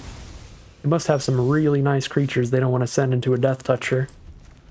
Island is the worst land in our deck that we could have drawn, so that is tremendously disappointing. Actually, because this hand is so concerned about flooding, I think Island is the literal worst draw in the entire hand, or in the entire deck, let alone land in the entire deck. Alright, we ramp into Spinewood's Paladin as the play next turn. Grabbing a black source.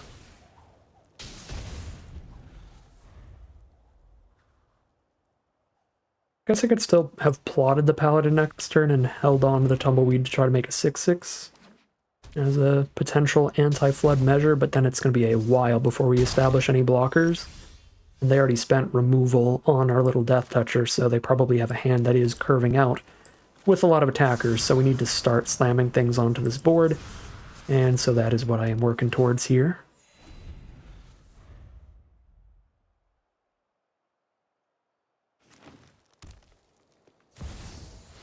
The Gitrog Ravenous Ride, well, like, thankfully a 5/4 can just trade into that, but does it get Menace when it gets saddled?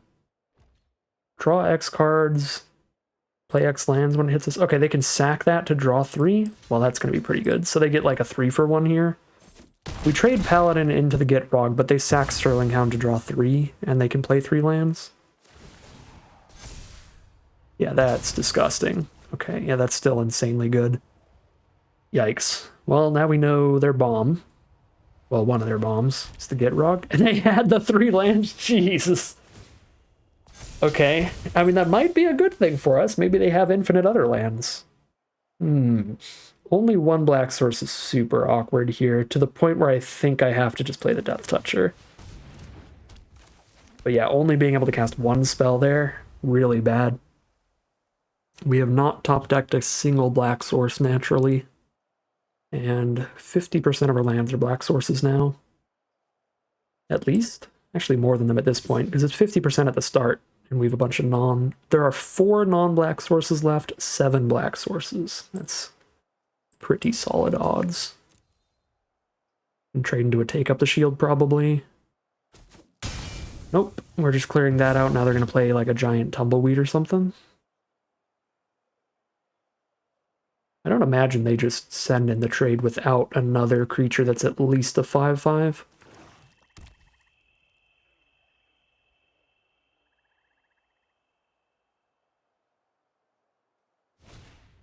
Okay, 4/4. Giant Beaver's big enough that, yeah, I think you would want to send that in. Okay, Gigapede's not good enough to eat Giant Beaver without dying, and Rictus Robber still trades, so we probably just go for the Rictus Robber here. No extra value, but trade a 4/3 for a 4/4 is fine, and then we can Intimidation Campaign to win the long game. We have 2 crimes in hand already. So Intimidation Campaign should really be able to grind this out. Not if they can back for more their bomb rare. We can beat one Gitrog, not two Gitrogs at this rate.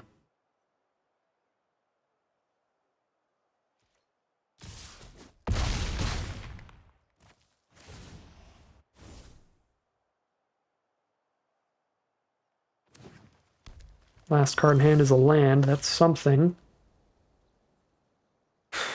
Boy. 1, 2, 3, 4, 5, 6, 7, 8 mana. I can Gigapede and Bloodseeker to wipe their board. If they top deck dead, that is probably our best bet. Or I can gamble, committing a crime with Bloodseeker, draw the card off campaign, and really hoping for removal.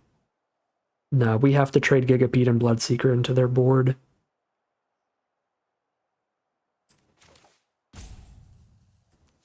So I think for this to not be suspicious, I'm going to Bloodseeker myself, because if I Bloodseeker them and don't put campaign in hand, they're going to be like, what the hell's going on?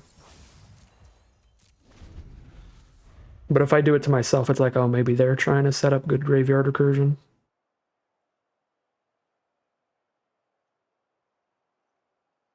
But now the Intimidation campaign ability didn't even go on the stack.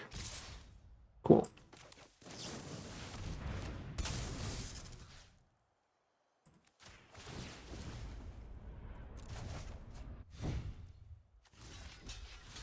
All right, one card in hand versus Intimidation campaign. We've got a way lower life total. But Intimidation campaign is real good at grinding things.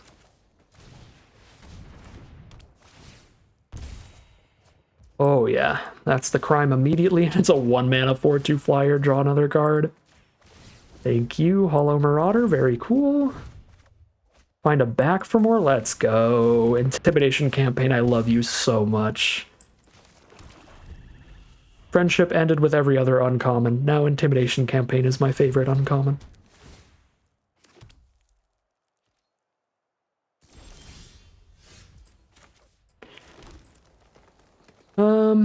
Back for more and wipe their board with Gigapede. And that commits a crime.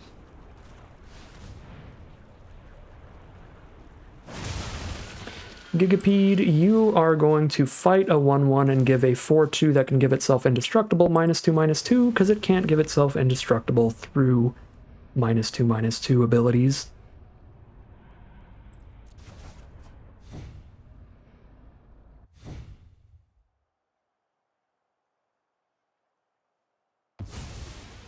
Seems good.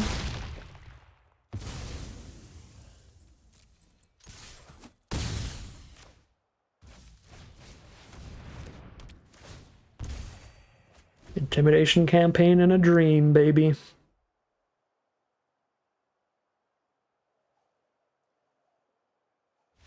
Remember when I said we couldn't fight our way through 2 Gitrog monsters? I lied. With Intimidation campaign, anything is possible, and we are now 4-0, set up for some huge payout. Probably like 4,000 gems or something here. No matter what. 5,000 gems? Very sweet position to be, but we'll just continue winning as many rounds as we possibly can as we head into round 5.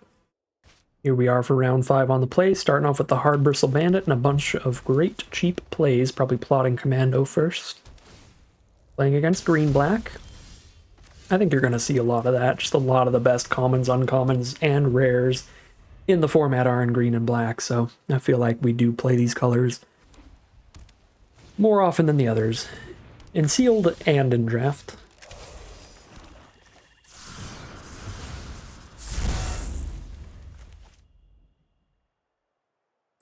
I like Hollow Marauder and then Rutsteining it back later. It's a pretty nice a couple late game plays.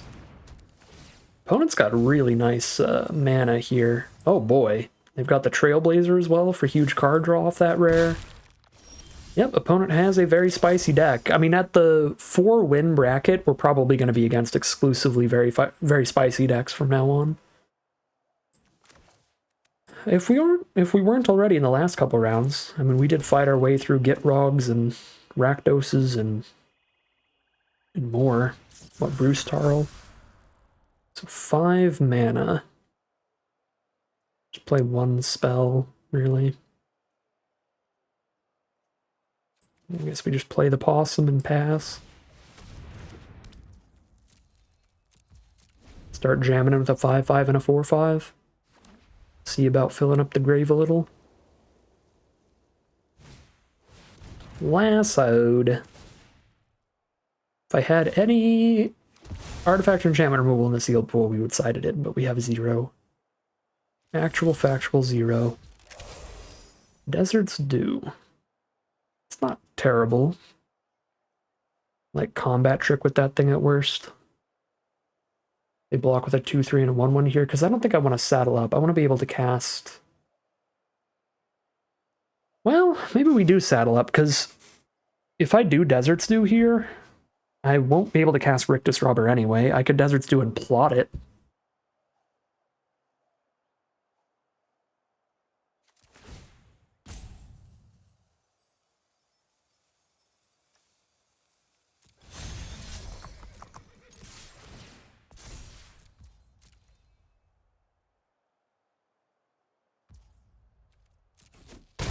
Cool. No value from the Rictus Robber, but that's fine. Get our stats onto the board and get creatures to throw into the graveyard for Hollow Marauder. Really need to get this cost reduced, ideally.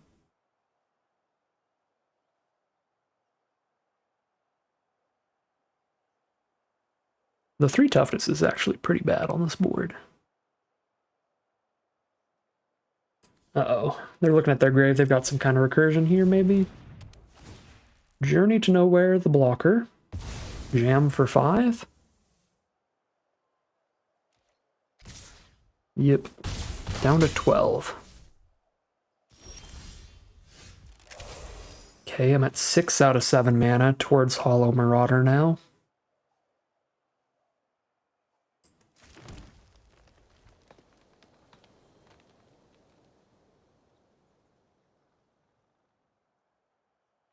Possum is just not a good blocker because of the mercenary token. They can make either of those 3-power attackers.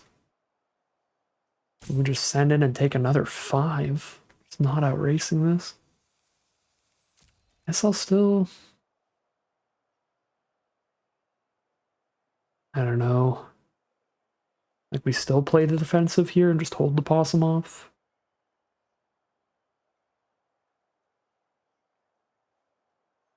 I feel like our best way to play the defensive is just to kill the Stable Master here. Because we're going to want to kill that for when we cast Marauder anyway, since it has reach to trade off into it. And this is like the only way we're actually quote-unquote blocking something, because our creatures are just too small to actually block their 3/3s profitably, thanks to the mercenary token.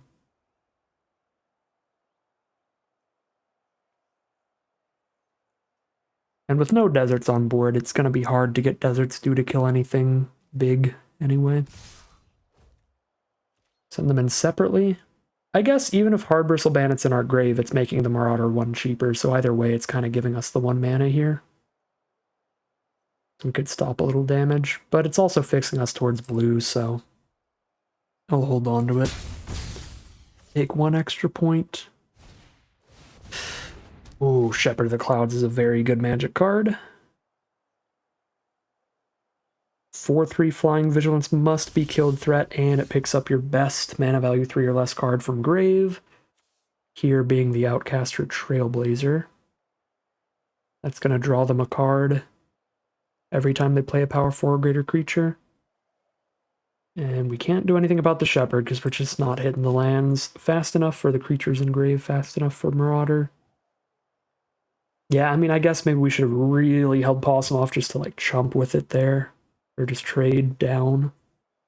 That could have been a thing. Still have no creatures in grave for Rutstein. No way to block this Shepherd. So we're going to go down to 5 life this turn. Okay. It's gonna hurt.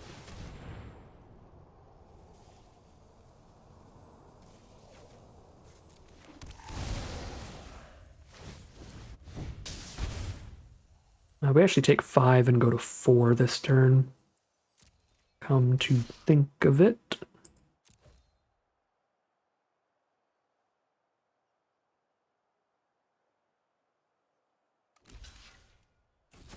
Whoa. Or not. Or we traded 3/3 into a 4/3 flying vigilance?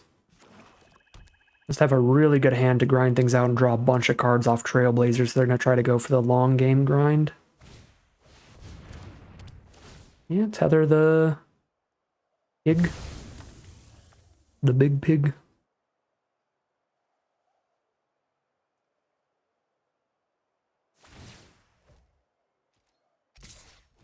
Well, I think each player is happy with that trade at this point. Doesn't happen too often.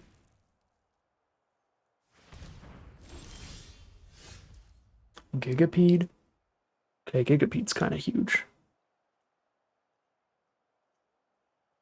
Sort of feels like the required play here. If I Rutstein, Gigapede costs 5 mana?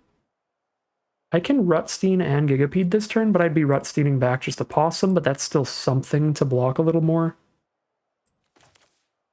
Because then also Rutstein would be on board.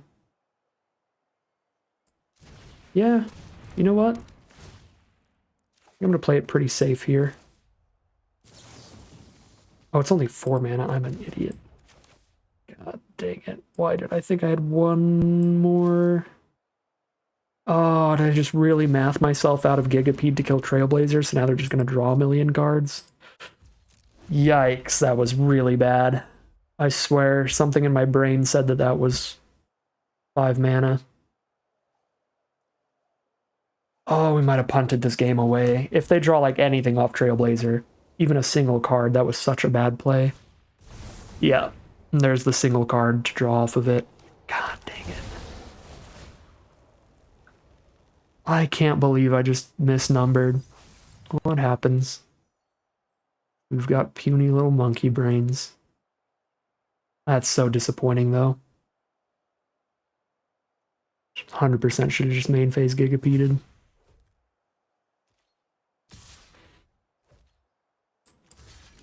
Actually, I'll keep the cost reduction. Okay, that's not power 4 or greater. Think everything in the universe. Almost feels better to Hollow Marauder at this point.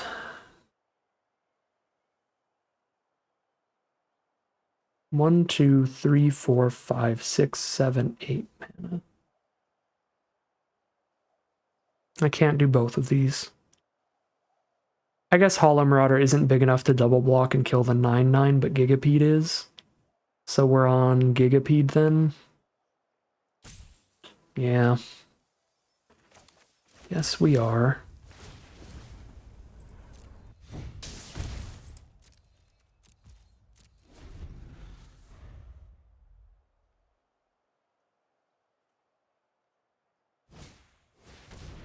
Oh, shot, man. Alright, well, we punted this game. Still looks like a losing game, but we wouldn't be losing right this second like we are now. We would have been Gigapede into Marauder, and then they wouldn't have discarded the Marauder. What a draw, though. Jesus. They would still Marauder us, just not Maraudering Marauder. This is the exact mirror match. They're just playing White Exile removal, which is good in the mirror. Instead of Blue Intimidation Campaign stuff, but Blue Intimidation Campaign stuff is also great.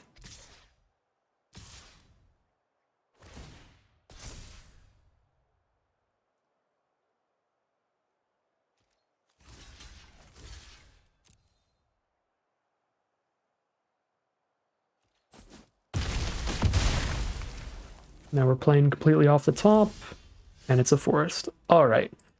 Pretty bad punt there. Just forgot how numbers worked.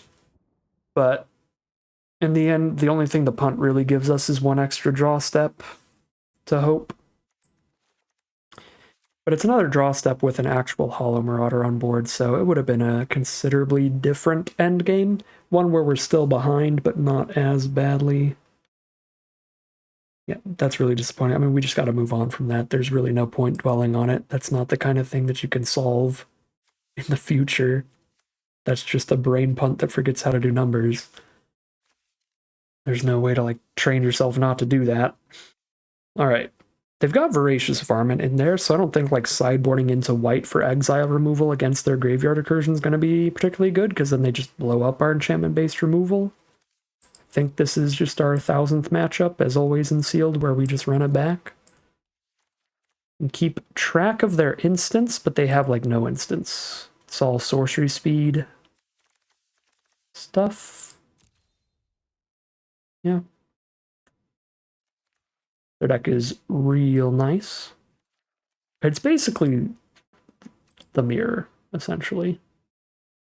But with white splash instead of blue splash.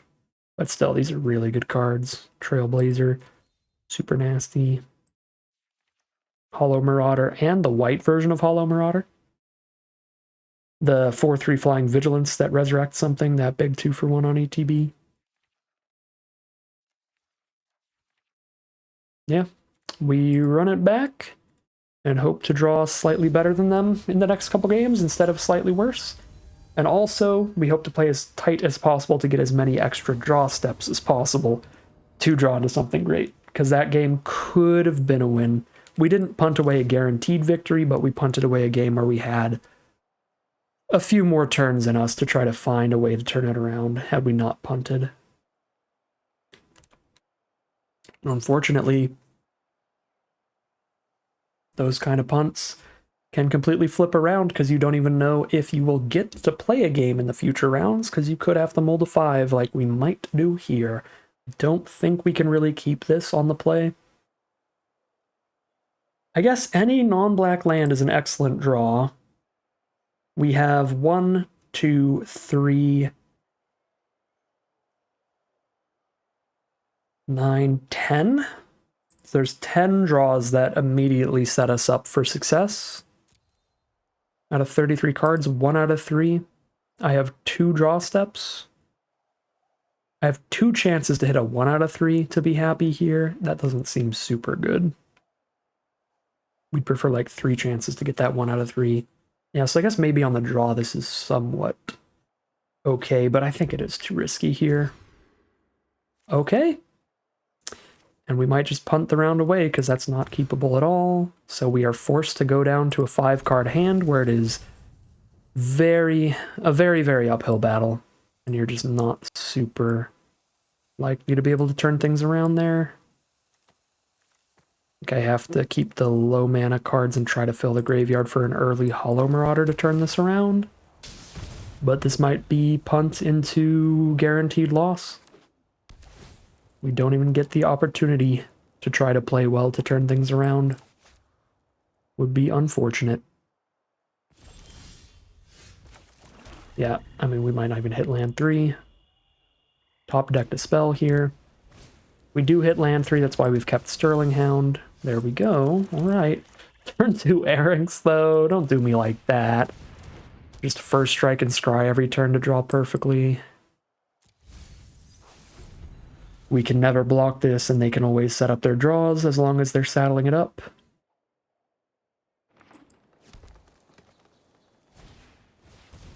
Yep, there they go. They can even just varmint away the Sterling Hound if they really want to.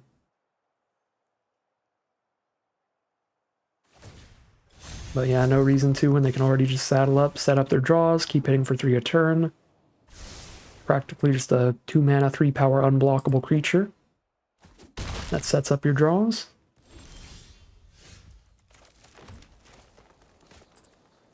No creatures in grave, so we drop Apothecary.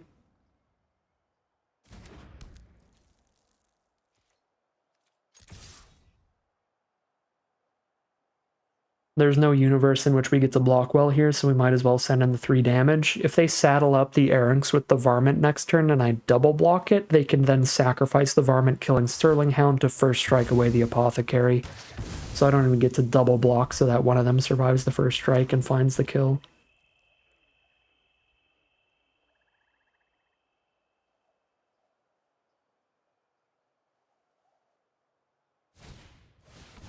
Yep, there's the lasso for the apothecary, so no more blocks. Can Rutstein back the Hound, I guess? If I top deck a land, that might not be horrible. Didn't top deck a land, though. So if I do Rutstein something back, I can't even cast it right now. So I just cast an Alchemist and nothing else. Alchemist doesn't even block if they play any creature to saddle the Errangs. I don't have double green to play Rutstein plus Alchemist, so no matter what I do, it's one spell. It's playing a single 3/2, either way. Get out there, Alchemist.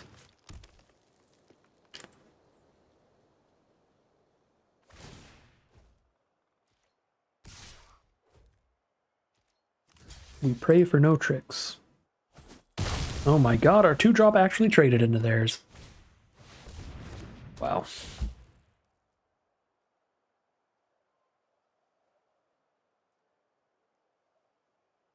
That is backbreaking. If I discard the Hollow Marauder, they don't draw another card, and then I just Rutstein back the Marauder. I have to wait another turn to play it, though, if I choose to do it that way, but it counters one of their card draws. We're so far behind in cards here, I really can't afford to give them even more. So we hold off on it for a turn.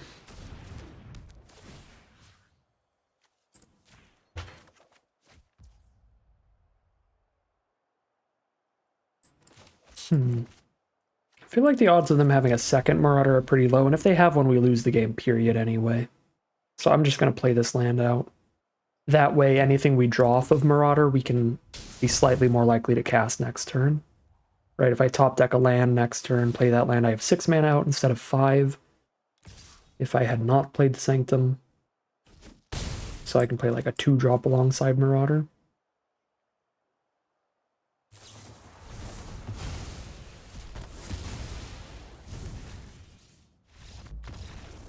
Alright. That was not a game of Magic.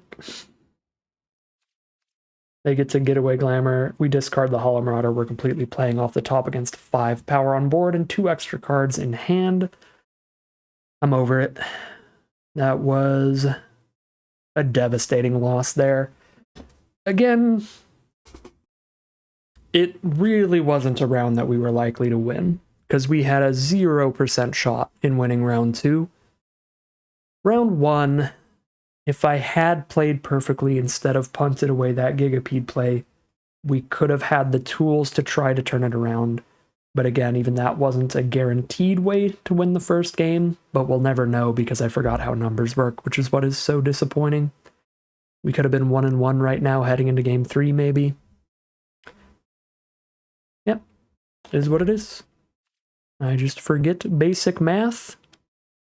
And our round that was 90% likely to be a loss turns into a 100% loss, and we are now 4-1 heading into round 6. Here we are for round number 6 on the draw. This is a really excellent opening hand. Anklebiter into Alchemist into Bill. I should have Botanical Sanctum first, but I was playing too fast to play the card I just top decked.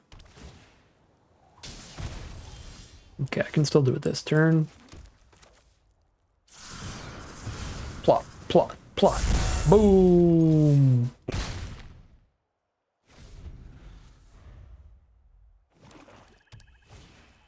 Bandit's Hall. So Esper control, probably a lot of removal and stuff. So they're gonna probably kill our Bill here. We can get slightly more damage by putting the counter on the Anklebiter here.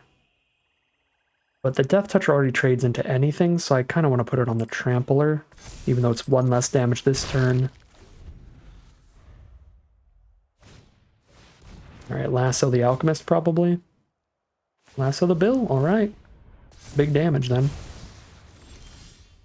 Hard Bristle Bandit's the draw. Why do you always show up late? You're so much worse than Dance of the Tumbleweeds. Because you're a bad draw late. Actually, Lasso's really bad that we didn't put the counter on the biter. Well, that's nice to keep track of in the future games then. great removal here. So we just play a Hard Bristle Bandit and pass. Setting up for the 6-mana Dance of Tumbleweeds next turn. They are down to 11.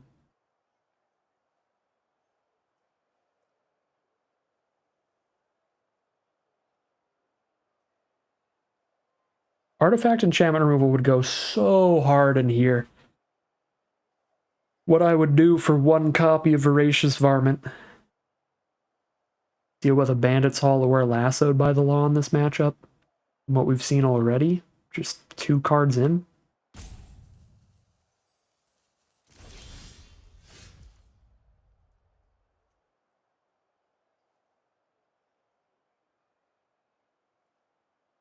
I don't hate that Free Strider Commando, but I think I'm still playing the 7/7 here.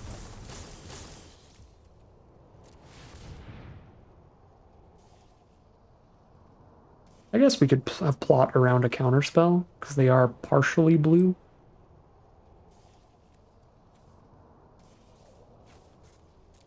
Get our second black source.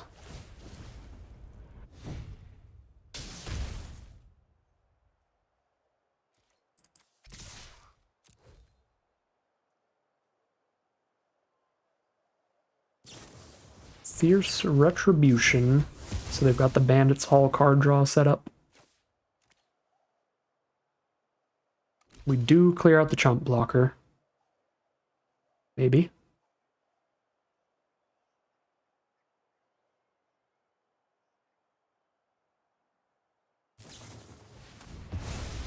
Yep.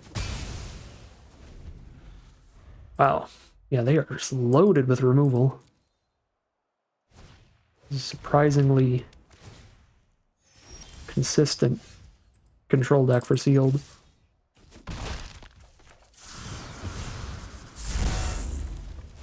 And they get the Bandit's Hall to draw a card now this turn. They're basically just Intimidation Campaign comboing us out of the game.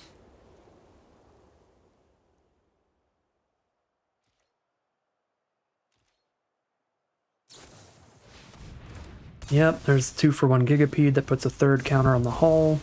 So they have 1.5 card draw off of it, and we can't hit anything but lands. R.I.P. on to game 2, I guess. I guess we could have hit them down to like 7 if we had put the counter on the Ankle Biter instead of the Trampler, but I think that is the only choice we really had all game. Everything else was just bread and butter magic. Yeah, they just have the 50 removal spell sealed pool. Yikes. Well, you got me. I mean, I go to 7 now. Or I take 7 now, I mean. And they have 2 pieces of card draw stacked up.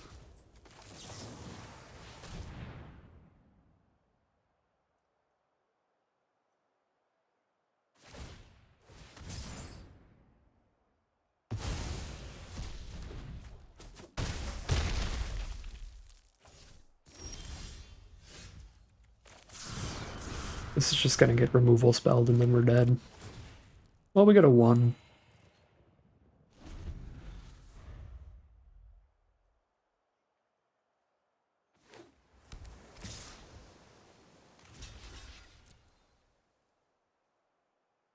They have a non-removal spell Crime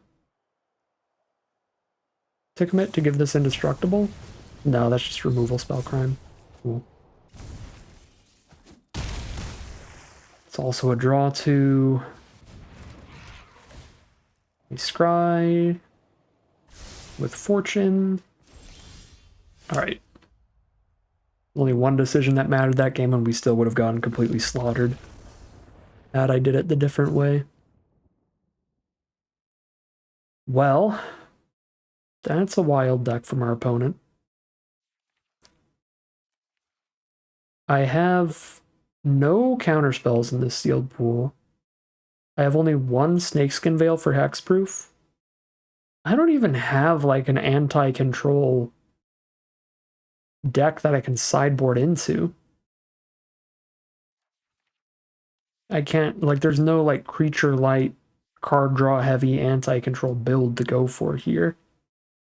Sure, I can pivot to white and play like a little more removal maybe and a slightly bit less creatures, but I feel like I can also just like, I guess, sideboard in a draw 3 over one of my more mediocre creatures for a little bit more card advantage to try to grind out with, but really the anti-control build is to try to out-grind them with Intimidation Campaign if we're lucky. Hit a late-game Villainous Wealth is another big finisher if the game goes long and they've dealt with all our stuff. Yeah, I don't think we really have anything super well positioned against 5,000 removal spells except for Snakeskin Veil. We have literally nothing in the sealed pool except our one Lassoed by the Law that can get rid of their artifacts or enchantments as well. Yeah, there's one Lassoed by the Law. And that's it. Okay. Well, we're going to be on the play here. I don't love the Ankle Biter in this matchup. I will swap that for just a big draw 3. We can plot it for a single blue, so it's an easy splash. Let's head back in there and hope they don't draw all their removal spells again, and that we do draw our Intimidation Campaign. That is a great start for this matchup. Didn't see a single counterspell from them, luckily. So I think we just jam out Intimidation Campaign, even if they're holding up 1 in a blue. Caustic Bronto, that's bad enough for me. I have to kill that before I even Intimidation Campaign, because it draws them extra cards every turn. Luckily, I still draw into crimes. Desperate Bloodseeker will be our first crime now.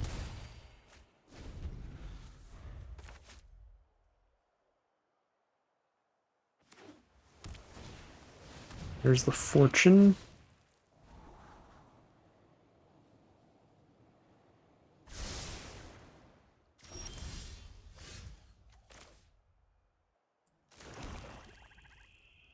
If I play a Rictus Robber, it's big enough to draw removal from them. So then they just kill it and hit us for 2 with Fortune. I really want to just sandbag their removal. I can just like Bloodseeker and pick up Intimidation Campaign, but I don't even have the mana to recast it yet anyway.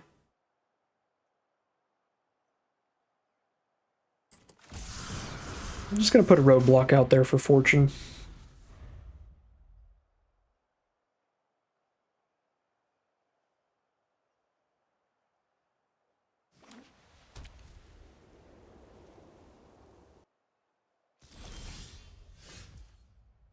Fully past the turn.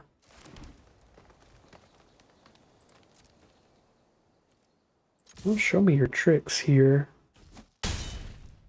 Opponent says no. You have the counter unless we pay 2. We haven't seen a single counterspell from them yet. Feels way more likely it's instant speed removal with how their deck is built. Could be their 4 mana draw too. I'm pretty sure I just jammed this campaign back out.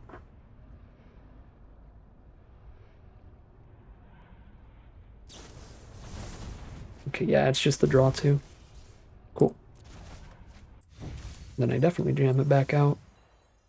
Unless I want a Sterling Hound, but that just doesn't even attack through Fortune anyway.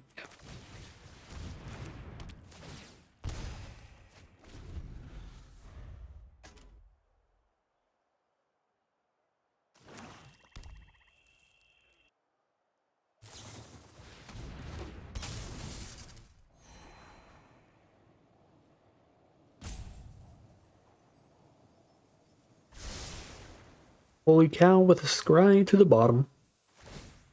We saddle up the Fortune to get another scry.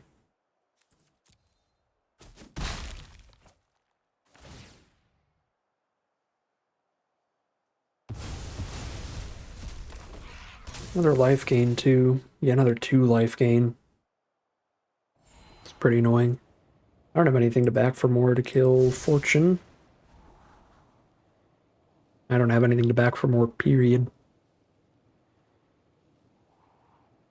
Sterling Hound can help try to set that up, I guess. They keep scrying to the top. And milling mythics. It's pretty loaded over there.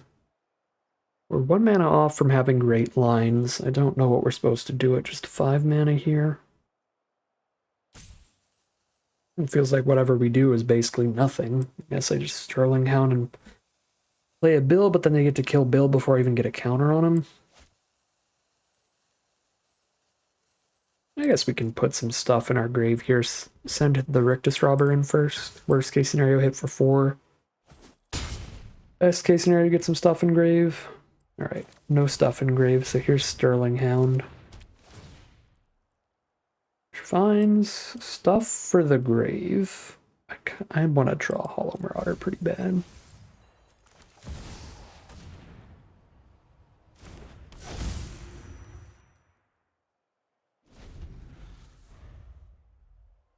Even though I have 2 ways to get it back, if I can cast it and then get it back twice, it's going to be even better.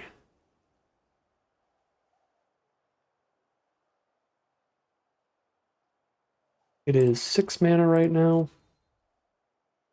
We're at 5. We have 1 creature die, we can cast it next turn. And 1 creature has died. So we will cast it while they're tapped out. Really hoping they don't have all of their enchantment, like exile style removal in hand here. Whoa, kill the lifelinker instead of... Oh, because Fortune can flicker Gigapede? Jesus Christ, okay. Well, I guess at least we can kill Fortune here. But then they kill whatever remains, right? Yeah, they kill the Sterling Hound too. Well, Hollow Marauder is going to be basically free. Yeah, 3 mana. Not cheap enough to do 2 things. Unless we draw a card off Hollow Marauder, then I might be able to do this and recast Intimidation Campaign. There's a chance. I guess if I sent in Rictus Robber and they traded, we could have done both. I should have attacked first. Would have been unlikely they traded, but maybe. Okay. Okay, I don't get to draw the Hollow Marauder card anyway. Well, then I will hold off. Probably. Yeah, I think so. Block 6 damage instead of deal 4 damage.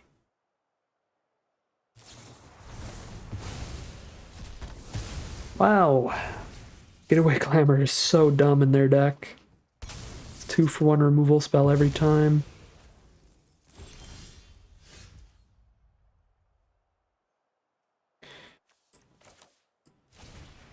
Well, y'all know what we're doing.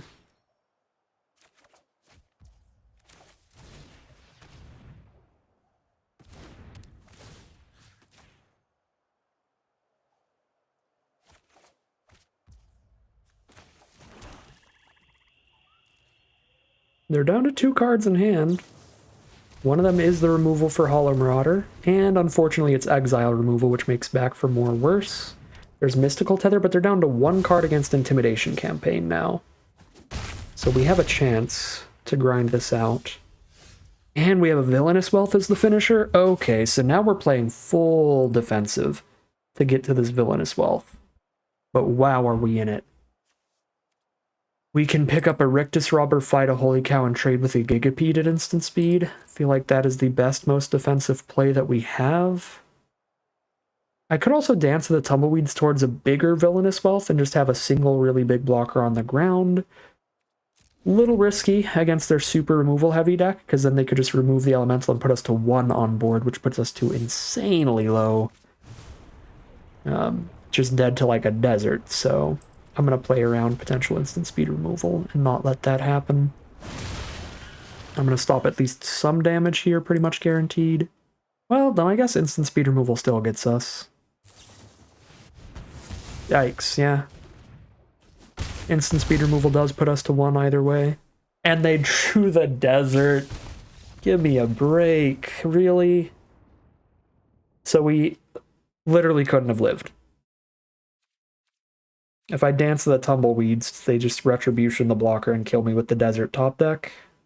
Or the retribution top deck. I don't know which one was in their hand and which one they drew. God. That's really disappointing. That's so frustrating. So technically we would have survived with Intimidation Campaign as the only play for the turn. If we just locked in and said, okay, I'll go to 10 life and then take 9 on the crackback, go to 1, I could have had one more turn. Could have Villainous Wealth for 3 and only cast 3 mana value or less spells, and probably just hit like a couple lands. I don't think that was winnable. That was just bad beats, really. I feel like we went for the safest line, right? Because Back for More wins the game against sorcery speed removal. If they have sorcery speed removal or just a creature or a land or anything like that, we kill the Holy Cow and the Gigapede, and then we stabilize and go crazy. The Dance of the Tumbleweeds is worse against sorcery speed removal, but solid against any other non-instant speed removal plays. So yeah, I think the Back for More was the slightly safer play than the Dance of the Tumbleweeds. And I don't think there's any argument to be made that we should have just Intimidation Campaigned there. Because, like, we're just so likely to top deck anything like a land or a 4-mana spell or something like that, where, okay, then our whole turn is Intimidation Campaign. We haven't affected the board, so we're just agreeing to go to 2 life on the crackback. And then since they had the desert as well, technically we end up going to 1 there. And there's no way the Villainous Wealth gamble, on average, protects us. We gotta go for a guaranteed, well, a more likely line, not guaranteed. It dies to instant speed removal. The more likely line to save us, like Back for More. Yeah. I think that was just predetermined stuff there again, really. Here we are for round number 7 with a forced mulligan. We will keep the 6-card hand here.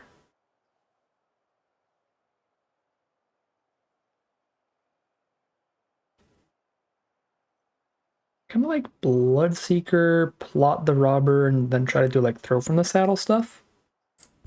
I don't want to ditch the Bandit. This hand isn't really ramping.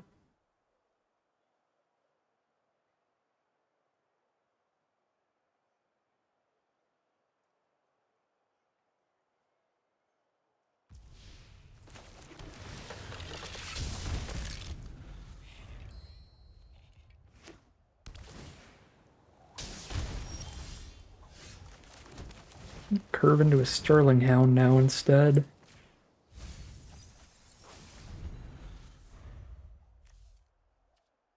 Another green-black deck. Green-black-white again. There's the Varmint for the Sterling Hound. Come on. Well, just offer the trade then. And the trade is fine. I mean, Sterling Hound sticks around and then we Rictus Robber when the Hound trades off, maybe? Mill some useless lands.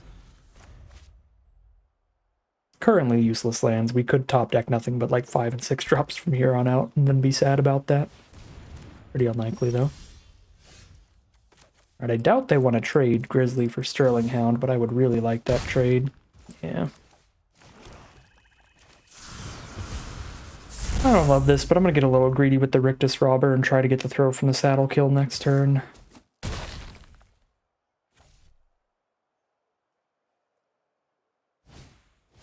Sterling Keykeeper. Got 1 mana. They could have like a Snakeskin Veil up here. Be pretty gross. I really don't have any other line. I could just play a 4-3 just to play a 4-3.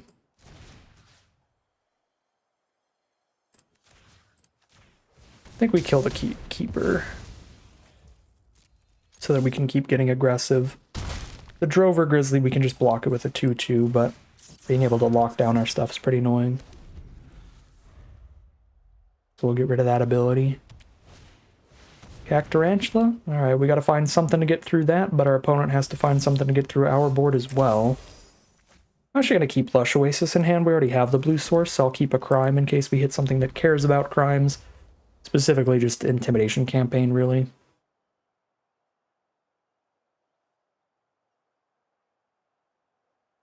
Now we sit here and wait to see who draws the best spells. That was a rough Patient Naturalist mill. I guess they're in black, so it's not bad at all. They can just like Mourner surprise a Shepherd and win, because they actually milled a great creature. Yeah, if they have Graveyard Recursion in their black, then they actually have great stuff. Ooh, speaking of great stuff, Dust Animus is a huge bomb rare. A 2-mana 4/5 flying lifelink. Pretty difficult to beat that level of stats. They can't play it until like turn 5, right? They just plot it and then wait until they have their 5 lands, but it still ends up being a 2-mana 4/5 flying lifelink, which is completely disgusting.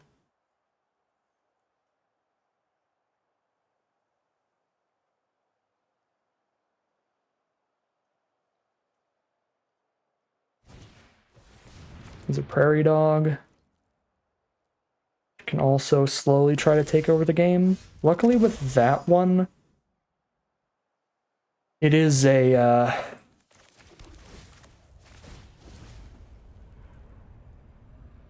oh, I could do a Menace Death Touch attack here. That's actually pretty fine.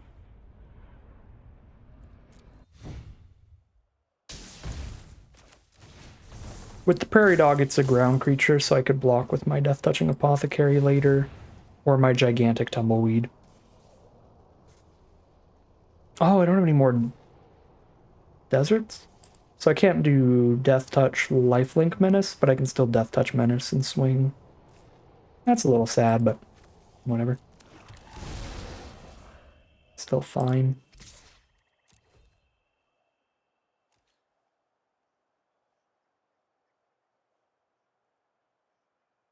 I've got the 8/8 to block their ground creatures if they don't have removal.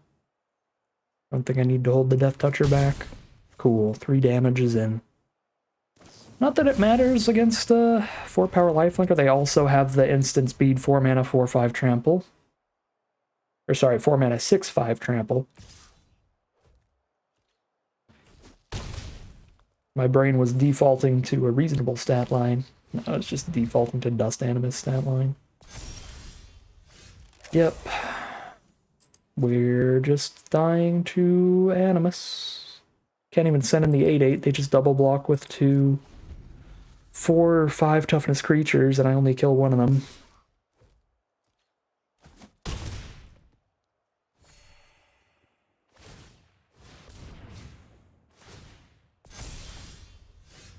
Cool.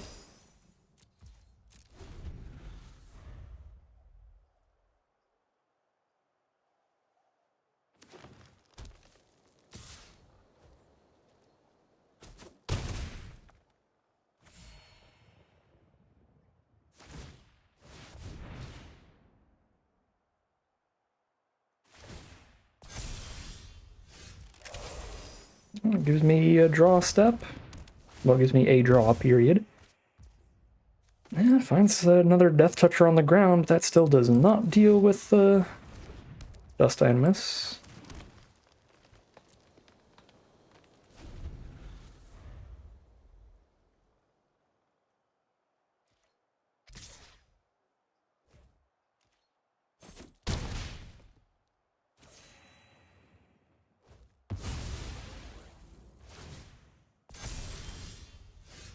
Jesus. Alright. Game 2.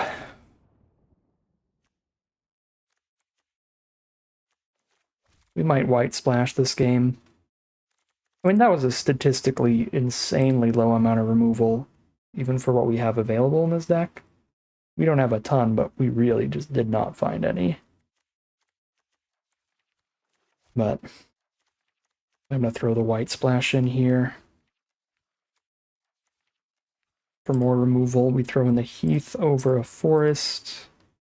Drop an island for a plains. Still have 3 blue sources towards the Intimidation Campaign Villainous Wealth. Might do the 4-color splashy thing. Although that's a lot of what our early opponents did, and they all died, so maybe we shouldn't be splashing around all 4 colors and should just swap to white instead of blue. Since it's slightly more removal, we have Journey and Lassoed instead of just Tyrant Scorn. It's 1 more removal spell at the cost of an Intimidation Campaign and a Villainous Wealth. Yeah, I mean, if we want to add more removal to the deck, I think it is playing the full 4-color. It's not changing our 3rd color. That would be, like, pretty much all the removal in the sealed pool at that point. Yeah. That's just like a Savage Smash and a Ride Down we're not doing, but fine. The mana base is quite a bit worse when we throw white in, because we really want at least 3 white sources, so we go like triple white here. I guess we could really rely on Hard Bristle Banner, but we have no other cards that add a mana of any color. I actually really just don't think it's worth it. I almost want to just go back to the main deck. Because the mana's just not there. I guess I still put the Heath in for 1 more crime, just because maybe that would have been a better starting deck this time around. I don't think so, though. I feel like in our Qualifier play-in deck, we had huge reasons to want crimes, so having the off-color deserts to trigger like Gisa and stuff was pretty huge. But in this deck, again, it's literally a single copy of Intimidation Campaign. I don't think there's any other cards that care about crimes. I guess there's the Rattleback Apothecary, but that one's much less necessary. Anyways, this is not a forced mulligan. It is a slightly risky keep because it can absolutely flood out, but I'm going to keep it here. It has the main colors, and basically any spells are good draws. Lands, obviously awkward, but we have like our best endgame card. At least one of them. I'm gonna roll with it, hope for the best here. Rather do that than potentially end up in another Mold of 5 situation. Oh, no. Well, our first 2 draws are 2 lands, the worst draws in our deck.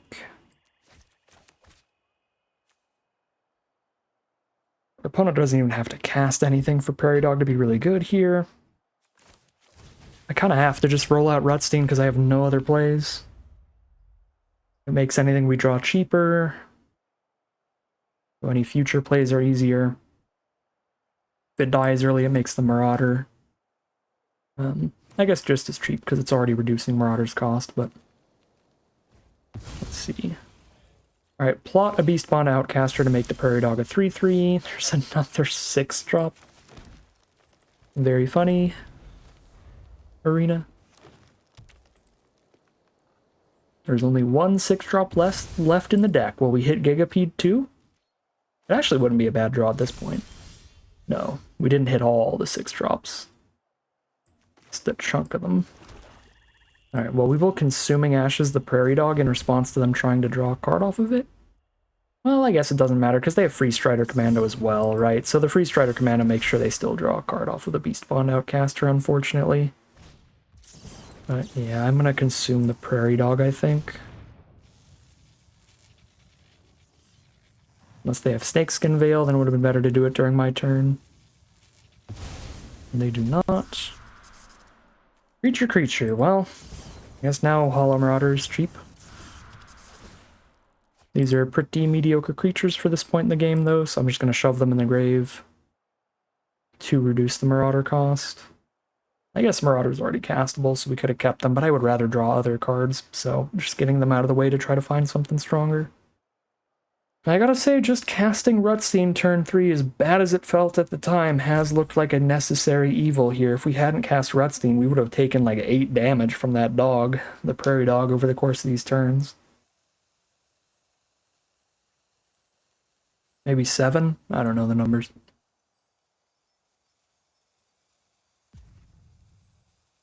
Somewhere between 6 and 8 damage. There's the varmint. And they surveil.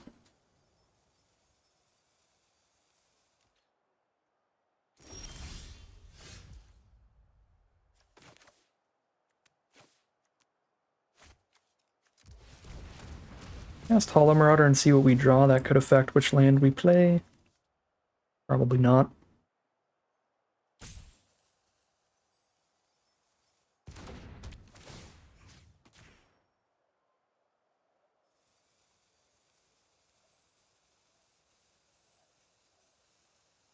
We might not even draw a card here if they discard a high mana value spell.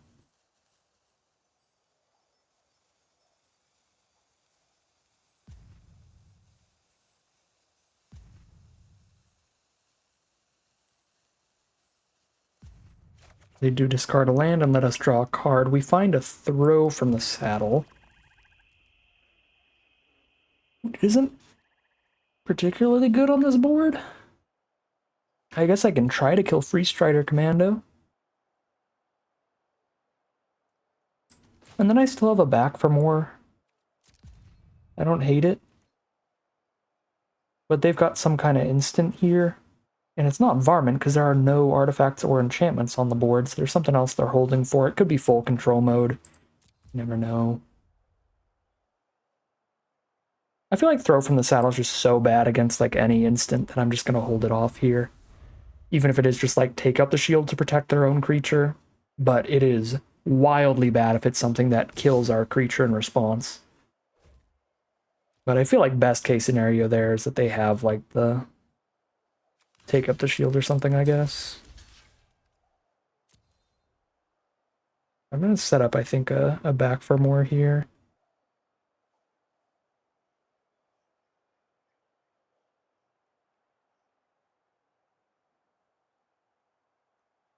Feel like we might be... Nope, I was going to say we might be about to see that take up the shield.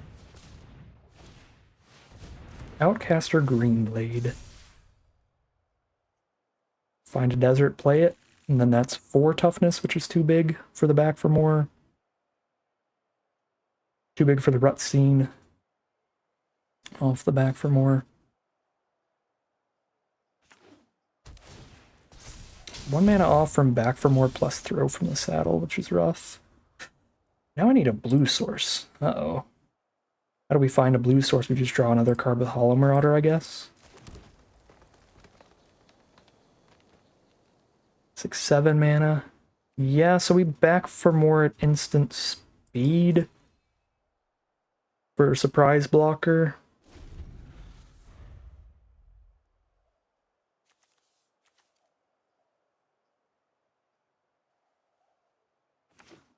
The fight part doesn't really matter. But we chump and draw a card.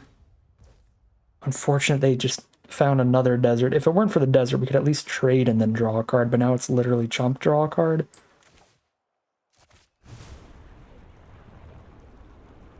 I could Apothecary just to kill one of these and not draw the card, but at this point I think we're just all in on find the island or die.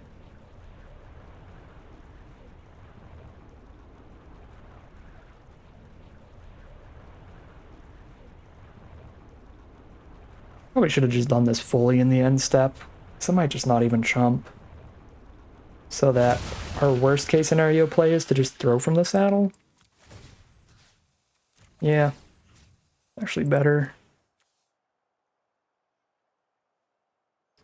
Just wait till the absolute last opportunity. So they can't sorcery speed removal Hollow Marauder, so we might have something on board for the throw from the saddle. But their creatures are just too beef. Or back for more to be super good. Oh my god, an Ambush Gigapede is a heck of a draw. Maybe throw from the saddle plus Ambush Gigapede is enough to survive for another turn looking for the blue source, or like if we top deck a tapped blue source, can help with that too.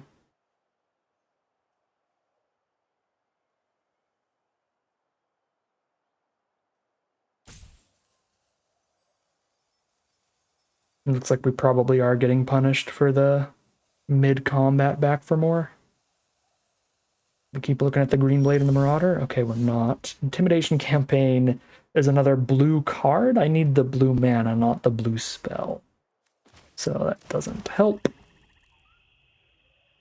Well, show me the instant speed removal and we get got whenever we reanimate the Hollow Marauder. We have to just do this right now so we can Gigapede on blocks. We can't just like play Gigapede and throw from the saddle right now. Take up the shield. Okay, that's not removal.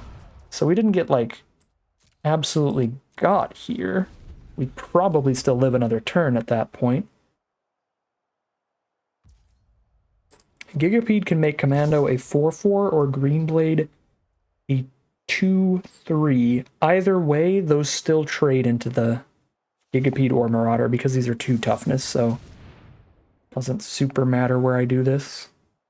If I put this on Green Blade, then we survive against instant speed removal.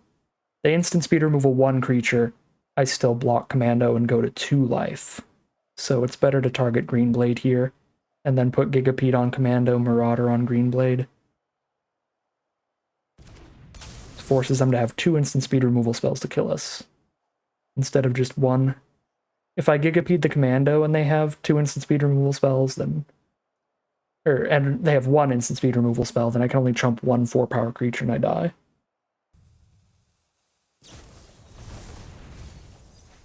Hexproof Indestructible this turn. And they draw some cards. Yeah.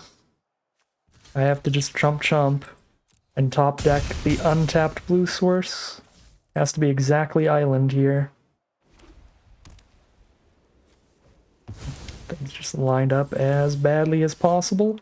They have the Dust Animus too. Island. Of course not. So in the end, for our final loss, we decided against sideboarding in a 4th color of mana and then still got mega punished by our 3rd color of mana. Single island at any point, I think that game is winnable. Definitely not a guaranteed win or anything. It really depends what the wealth hits. But we would Villainous Wealth for 6, so it's quite likely that's enough to turn things around. Especially when we could follow up with Intimidation Campaign grinding. But we just can't find the blue source, sadly. Yeah. There was like 1 back for more Hollow Marauder line that was kind of loose, where we should have just done it in the end step, but the game played out the exact same way as it would have if we had done it in the end step, so that didn't matter. I think really the only decision this game that would have had any major impact would have been mulligan decisions for the most part. We could have mulliganed down and hoped for better, but thought the starting hand was okay, and it was. Did draw into okay stuff fast enough to where if we hit a blue source, we would have had a shot, but we just didn't, so 4 and 3, it is really, really disappointing way to end it, but we played against some really, really strong decks and hit some of our weakest draws in those last 3 rounds, so that'll happen.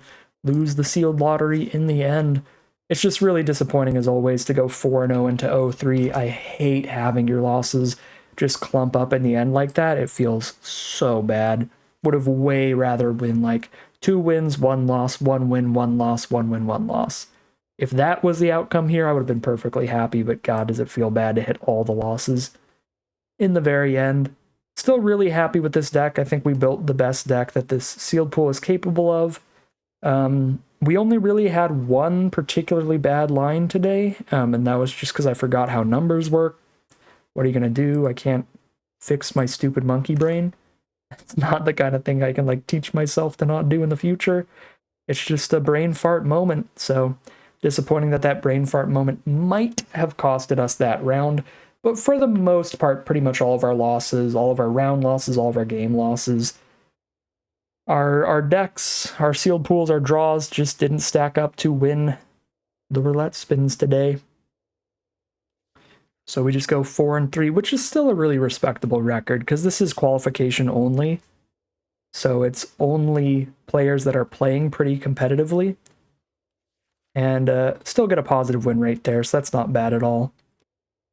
But Obviously would have loved to try to get as far as we could. However, I do have family obligations tomorrow, so it probably is a good thing in the end that we didn't actually day 2.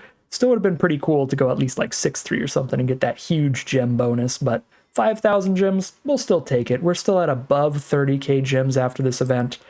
Pretty awesome turnaround here.